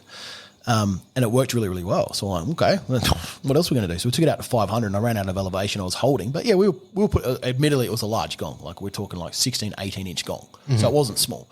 But yeah, we were putting like 3 or 4 out of 10 on that thing. Bloody hell. I was amazed at how well that thing was working. We were holding in the scope because we dialed, we had no elevation left. But we were putting it on. So, but we were noticing that the 12 twist seems to be a bit more consistent to about 100 to 150 meters. So there's no accuracy difference, but we're tending to find in wind it seems to be more predictable. Okay. we've still got more time to figure out what's going on with that one. But yeah, we found the 12 twist seems to be a pretty sweet spot. But we are playing with other things as well. Again, you've got to worry about seating depth, the type of chamber you're running. There's like, I think 18 different 22 LR reamers. It is ridiculous how it's like, it's so bad. So you think it's a 22 LR? It's like, oh no. It's like shotguns. Everyone's like, shotguns can't be that complex. It's just a straight scattergun tube thing. And then we talk about, like back boring, chamber size and choke size and, like Stelium barrels with the Berettas and stuff like that. There's a lot of stuff on that. Do you fire your bottom barrel or your top barrel first? What do you want to do? Where's your vent ribbon? And it's, what's your barrels regulated at? 40 yards, or are they parallels like a field gun, or are they, regulated for DTL, or they're regulated for skeet? So is your top barrel parallel and your bottom one canted up? Or is it the other way around? Is your bottom one parallel and your top one canted down? Like, what are you running? So, there's all sorts of stuff in that. And guns just aren't guns.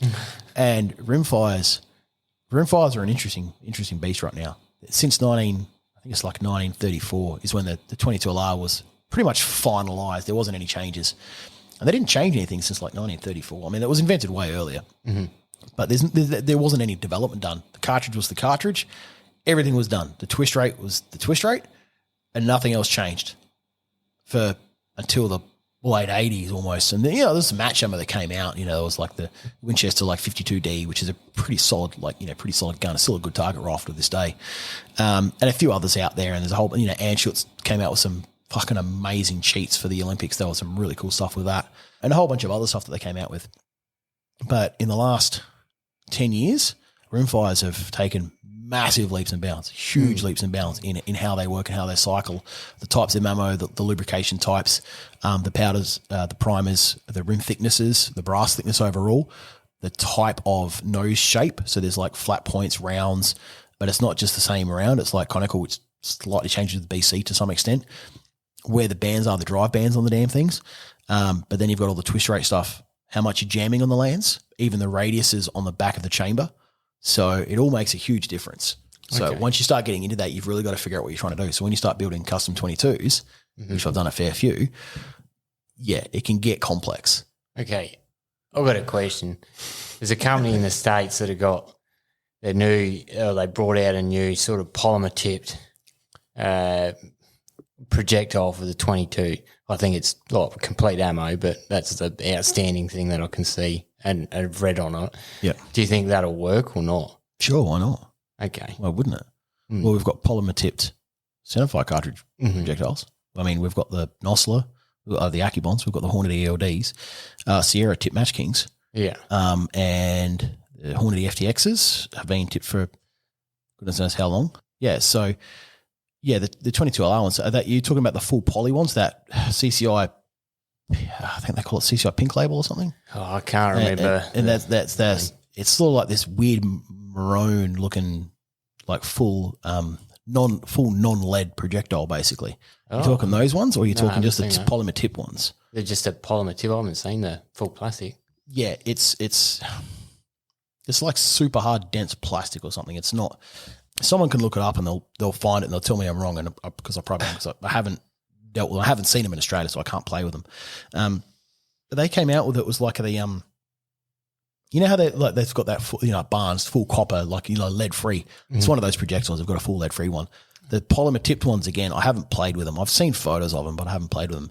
The other stuff you can do is cutting edge projectiles. They do copper bullets for reloading into 22 LRs. You can reload 22 LRs, and I help do the dev work here in Australia for it. So, I mean, what do you want to do? Yeah. So, I kid you not. So, the distributor in Australia for them got the 22 LR cases. We pull the projectiles out. We tip the powder out. We weigh it. We straight wall the case to get the crimp out. We recharge it with a set amount of powder, and we reseed it and we recrimp it. Is doing custom loaded like 32 grain copper projectiles. Bloody hell. Jeez. It's like 7 minutes per projectile. Oh, yeah, that's definitely not going to be cost effective. No, surely not. No, but if you want to shoot those suckers at 1,000, that's what you do. The current record's like 1,005 yards. It was like 962, 963 meters. Shit you not. Fuck. That's bad. So how far do you want to go? Yeah, not that far. Yeah, I don't know. I don't know how many rounds he spent trying to do that. I don't think he was using those. That's called Curex, CURXs, and it comes in a little pill bottle, and they call it the cure for the 22 edition. And it's like CU because it's copper, and the RX is like, I don't know, because I thought it was funny. It comes in a little pill bottle, and it's CURX projectiles, and yeah, you've got to reload it. But in America, you can actually buy raw cases with primer compound in it. Yeah. So yeah, we can't get that in Australia, so we have to reload them. So we have to actually pull them apart and reset them. So I actually help make some of the reloading dies for it. So yeah, we do a lot of testing here. That just sounds like next level shit. You gotta want it. You gotta want it. No, not yet. Maybe in a year or two. But no. All right, well, it's getting late. We could talk to you for a very long time, Nick, but the last question we got for you All right, here we go. is recommend someone to be on this podcast. Oh, recommend someone to be on the podcast. Who do you want me to get on the podcast? It's up to you. What do you want to talk about exactly? Well, I mean, that's an ambiguous. I mean, I can say, go get grandma or something because she's a pretty cool old lady. Depends what it's obviously firearms related. Well, hunting, outdoors, anything, man. Like anything. We're not fussed. What's going on with all the bow hunting stuff right now? Oh, Now, yeah. I know that's a pretty touchy subject right now. So, what you want to talk to a politician? You want to talk to someone in the Actually, firearms yeah. industry? We'd love to talk to Susan Close. Either both. Susan Close is going to be less well behaved than I will. That's fine. So one thing I will say is Susan Close has been pushing that agenda for the last 5 or 6 years. And every single year it's been shot down. Why did it change this year? Everyone gave up.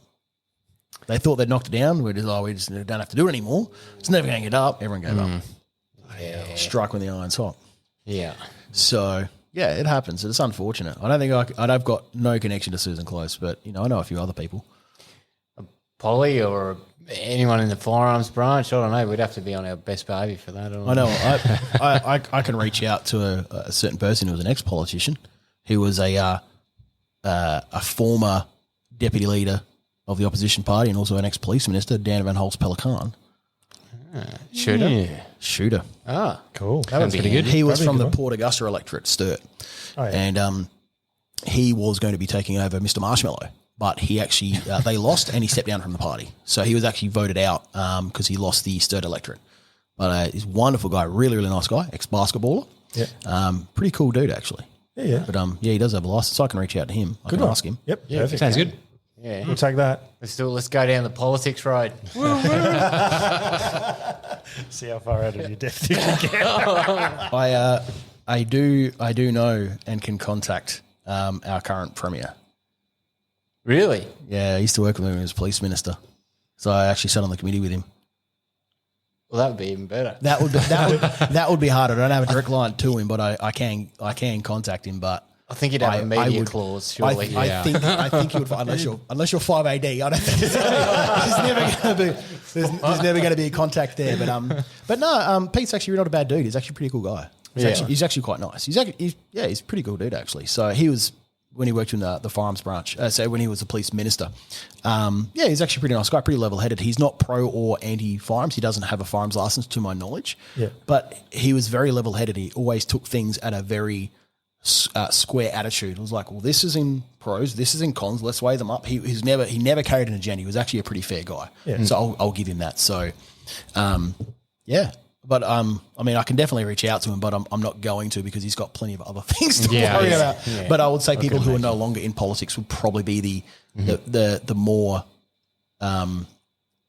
politically correct choice, rather than people who are already in politics or currently in politics. So That's a fair point. yeah, so I'll give him a buzz. Sick. We'll keep for that. What about a PRS shooter? We may as well get two out of you. Okay, a PRS shooter. I would probably say, I would go for someone who's I can contact anyone. I could bring most of the top 10 finale guys now, but I would probably say I'm going to drop someone who's not affiliated with anyone. Sean Watts. He's not affiliated with anyone. He's a pretty decent shooter. He's a nice enough guy. I think he's just become a grandfather. Now this isn't a bad thing against him. Or the other one is Hamish. They are not top-ranked PRS shooters by any stretch of the imagination, and it's not trying to be mean to the guys because they're actually really cool dudes. Like, they're awesome guys to be around and really good for a laugh, and they're just typical Aussies. But they've done a bit of RO work, so they've played on both sides. So Hamish has been around and done a whole bunch of like RO work and spotting and that side of things. And Sean Watts has done a whole bunch of stuff. Sean Watts would be great because he runs my mag, those mag holsters that makes. So he owns that. Yeah, nice. So he's actually a really cool dude. So he's shot PRS for quite a while, for many, many years. He's never won anything, but he's never come last. So he's always been that sort of like that mid-pack pillar. So he'd have a very interesting perspective on things, I think. Yeah, cool. Because he does shoot regularly with a lot of top-end shooters in clubs. And he has definitely been around the country shooting, and I've seen him a lot of different events. So, yeah, Sean or Hamish are probably one of my picks because they've been around for a long time. But Sean purely because he's got my mag as well. So he runs a business and, partly firearms related. So he'd be a pretty cool guy. Let's do it. He's into state, but I can reach out to him and get you in contact with him if you want. Yeah, that'd be awesome.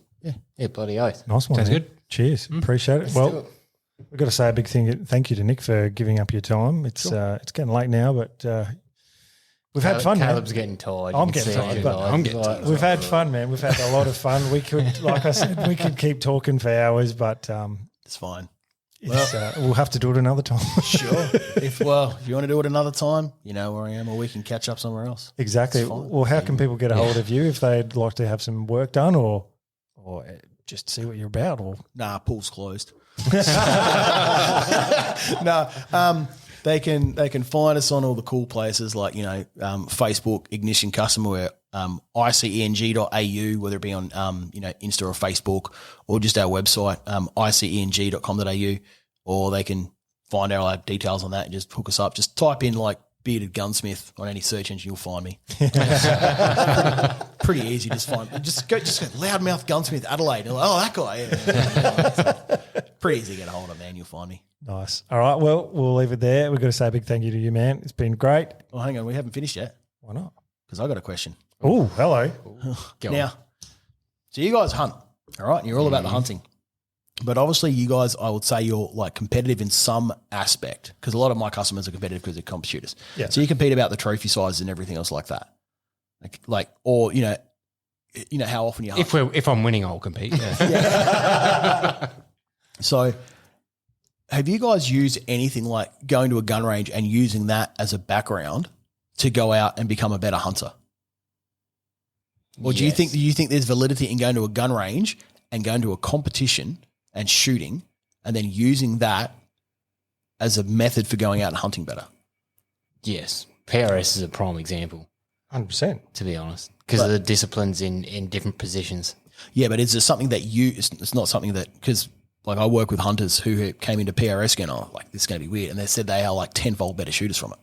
But is there something that you have done that's shooting related, but it's not purely hunting to create you guys to be better hunters? Whether it's research or whether it's going out and, learning bushwalking techniques, or you've got into row gaining so you can read maps better. Was there any technique that you have done? Sorry, bro, I'm thinking Rogaine, the hair thing. Yeah. Oh, really? Rogaine. Orienteering and reading off maps, like reading waypoints and stuff. But is there anything that you guys have done to create or try to attempt to make yourself a better shooter by learning a different discipline? I guess Survivalist techniques, purifying water? I don't fucking know. I've dabbled in a bit of the survival sort of things, like just lightly though, nothing crazy. Nothing like full prep going out. No. Going out with a pair of sticks and like running again, making fire. Just more so like because I used to live in Cooper Pedy for a bit, and I'm like, what the fuck do I do if my car ended up breaking down in the middle of nowhere? Okay. I need to sort of find some way to survive because you get one car every 3 weeks. Okay. So that's probably the only thing I've sort of dabbled in a little bit, but not a whole lot. Oh, okay. Yeah. Oh, I'm just curious, like what techniques there are, because competition shooters dry fire, and competition shooters will muck around with the reloads to the nth degree. But what do hunters do to make themselves better? I think there's a lot of crossover with those things. So reloading, dry firing, the biggest thing that I've found is, so a wise man once said to me, the man with the best dope wins. So going to the range and rounds down range, or definitely just, one, yeah. you know, every month that's or cool. every few weeks, 100 rounds down range at multiple different ranges and different disciplines. So Cash and I did one end of last year and we were sitting at 600 metres at Bricunga. Nice. Like, for no other reason to see if we could hit the target, but it certainly enhanced our performance out in the field for hunting deer. The other thing is walking. Your fitness. Fucking hell. Yeah, like, fitness. There are so many people that can't walk quietly and they don't realise they can't walk quietly. And you're like, bro, roll that foot properly, you know, read the ground, or it's not difficult. I never thought about that. That's cool. Yeah. Yeah. So that's a big one, I think, for me. That and reading win. But Win's hard, man. yeah. Win's a challenge. Yeah. A lot of people do charge along when they don't realise how much noise they're making. So that's one. It's slowing down, like just learning to just slow. Slow as fast. Yeah. Oh, that's cool. Yeah. I think sort of it's weird because you always feel like you are quieter than you are. And then you sort of hear other people walking around you and you're like, fuck, you guys are loud. Fucking And then- bullshitties. But you're missing the noises you are making yourself. Oh, So I was okay. just sort of being aware of that. Cool. Okay. I think probably one other one is just practicing guessing what a distance is. Yeah. So look off Judging into the distance, horizon and say, well, that tree, that's probably I know, 300 metres away. You just need and to then stop range. being a cheap ass and buy a fucking LRF, mate. That's what you need to do. you always got to have a backup when the battery goes. This is why it's a fun Have a game, 'cause spare Me and battery. him go, oh, that's about 300 metres. Josh, get your LRF out. And he goes, 296. That's it. I'm going to stop. I'm just going to stop like doing your distance now. Stuff you. No, you would never be able to handle not knowing. But how cool is it when you sort of just know without an LRF Yeah. what something It is? is. It is a skill to have. Ranging stuff is a very good skill to have. It is. Yeah. So we often call it UKDs, unknown distance. So it's we do get some stages sometimes. I mean, once the first guy shot up, though, it's like, mate, it was 415 meters. You're like, no worries, turn your dial. You know what's going on, but yeah, nah, all good. You guys shoot with weird reticles, or you just shoot like straight duplexes? You don't shoot like Christmas trees or any like subtension holds or anything like that. You just straights. No, we got Nothing weird. You both are running like, I can't remember what exactly your reticles are in your Diamondbacks, but it's like a mil reticle almost. yeah. And I think I'm mil C on Night Force. Yep, on LCs, yeah. So you got some subtensions and you got some stuff going on there. So when you shoot, you're holding or dialing? depends. Dialing. Depends the situation. Okay. If you Oh, that's got, cool. if you got, you know, If you got time to dial, you dial. If Yeah. you're glassing, you're prone. Like if you got the luxury of being able to dial. But in the moment, sometimes you just got to aim off. I think with that, if you don't have time to dial, you're sort of well within 200 metres. Yep. But if you've got time to dial, it's past 200 meters. 200 It's metres. only dropping this. Yeah. It's only dropping four fingers. Minute a deer. So you're not really Yeah, if you, needing to worry about it. so what you're too saying, if you got time to dial, then you need to dial. But if you don't have time to dial, you don't need to anyway. much. Yeah. So you don't dial. Yeah. You just aim up. I'm going to get that tattooed on my arm. If you have no time to dial, don't dial. It's like, just send it. Well, no, you might have time to dial under the 200, but it's under 200. So why would you? Yeah, you that's know, my point. sort of, you're just like, okay, whatever, take the shot, and maybe just allow a little bit. Yep. Like, It's almost like, oh yeah, the 15th will do. Cool. Interesting. Bang. Just how it feels on the day. Yeah. Unless you forget to zero your turrets, like some people. And Oh, here we go. yeah, Well, thank you, gentlemen. It has been a pleasure. I'll have to do this again sometime. You tell me when. I'll reach out and I'll speak to a couple of people. Sounds good. I might be told to shove off. So there. We'll see what happens. Hey, we can only ask, man. Yeah. So Let me know. cheers, man. Big thanks do it. to you. Thanks, buddy. Thank you.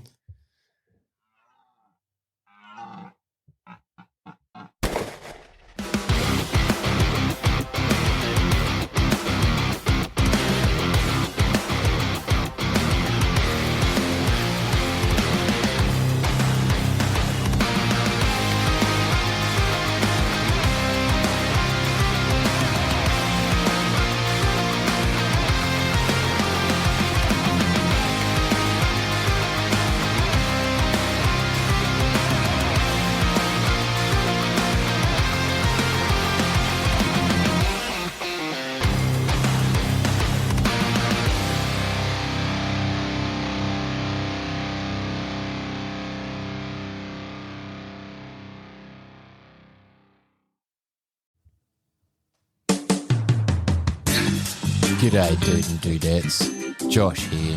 Do you find it hard to keep your long, hard barrels free from gun STDs?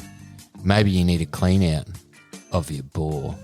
If this is you, jump on over to highcaliber.com.au and use the promo code SENDITMATE to receive a 10% discount on all your gun cleaning needs. And remember, it's sexy to support Australian-made products. Everyone here at Send It Mate uses High Caliber, and we can promise you that it'll keep your firearms free from those pesky gun STDs.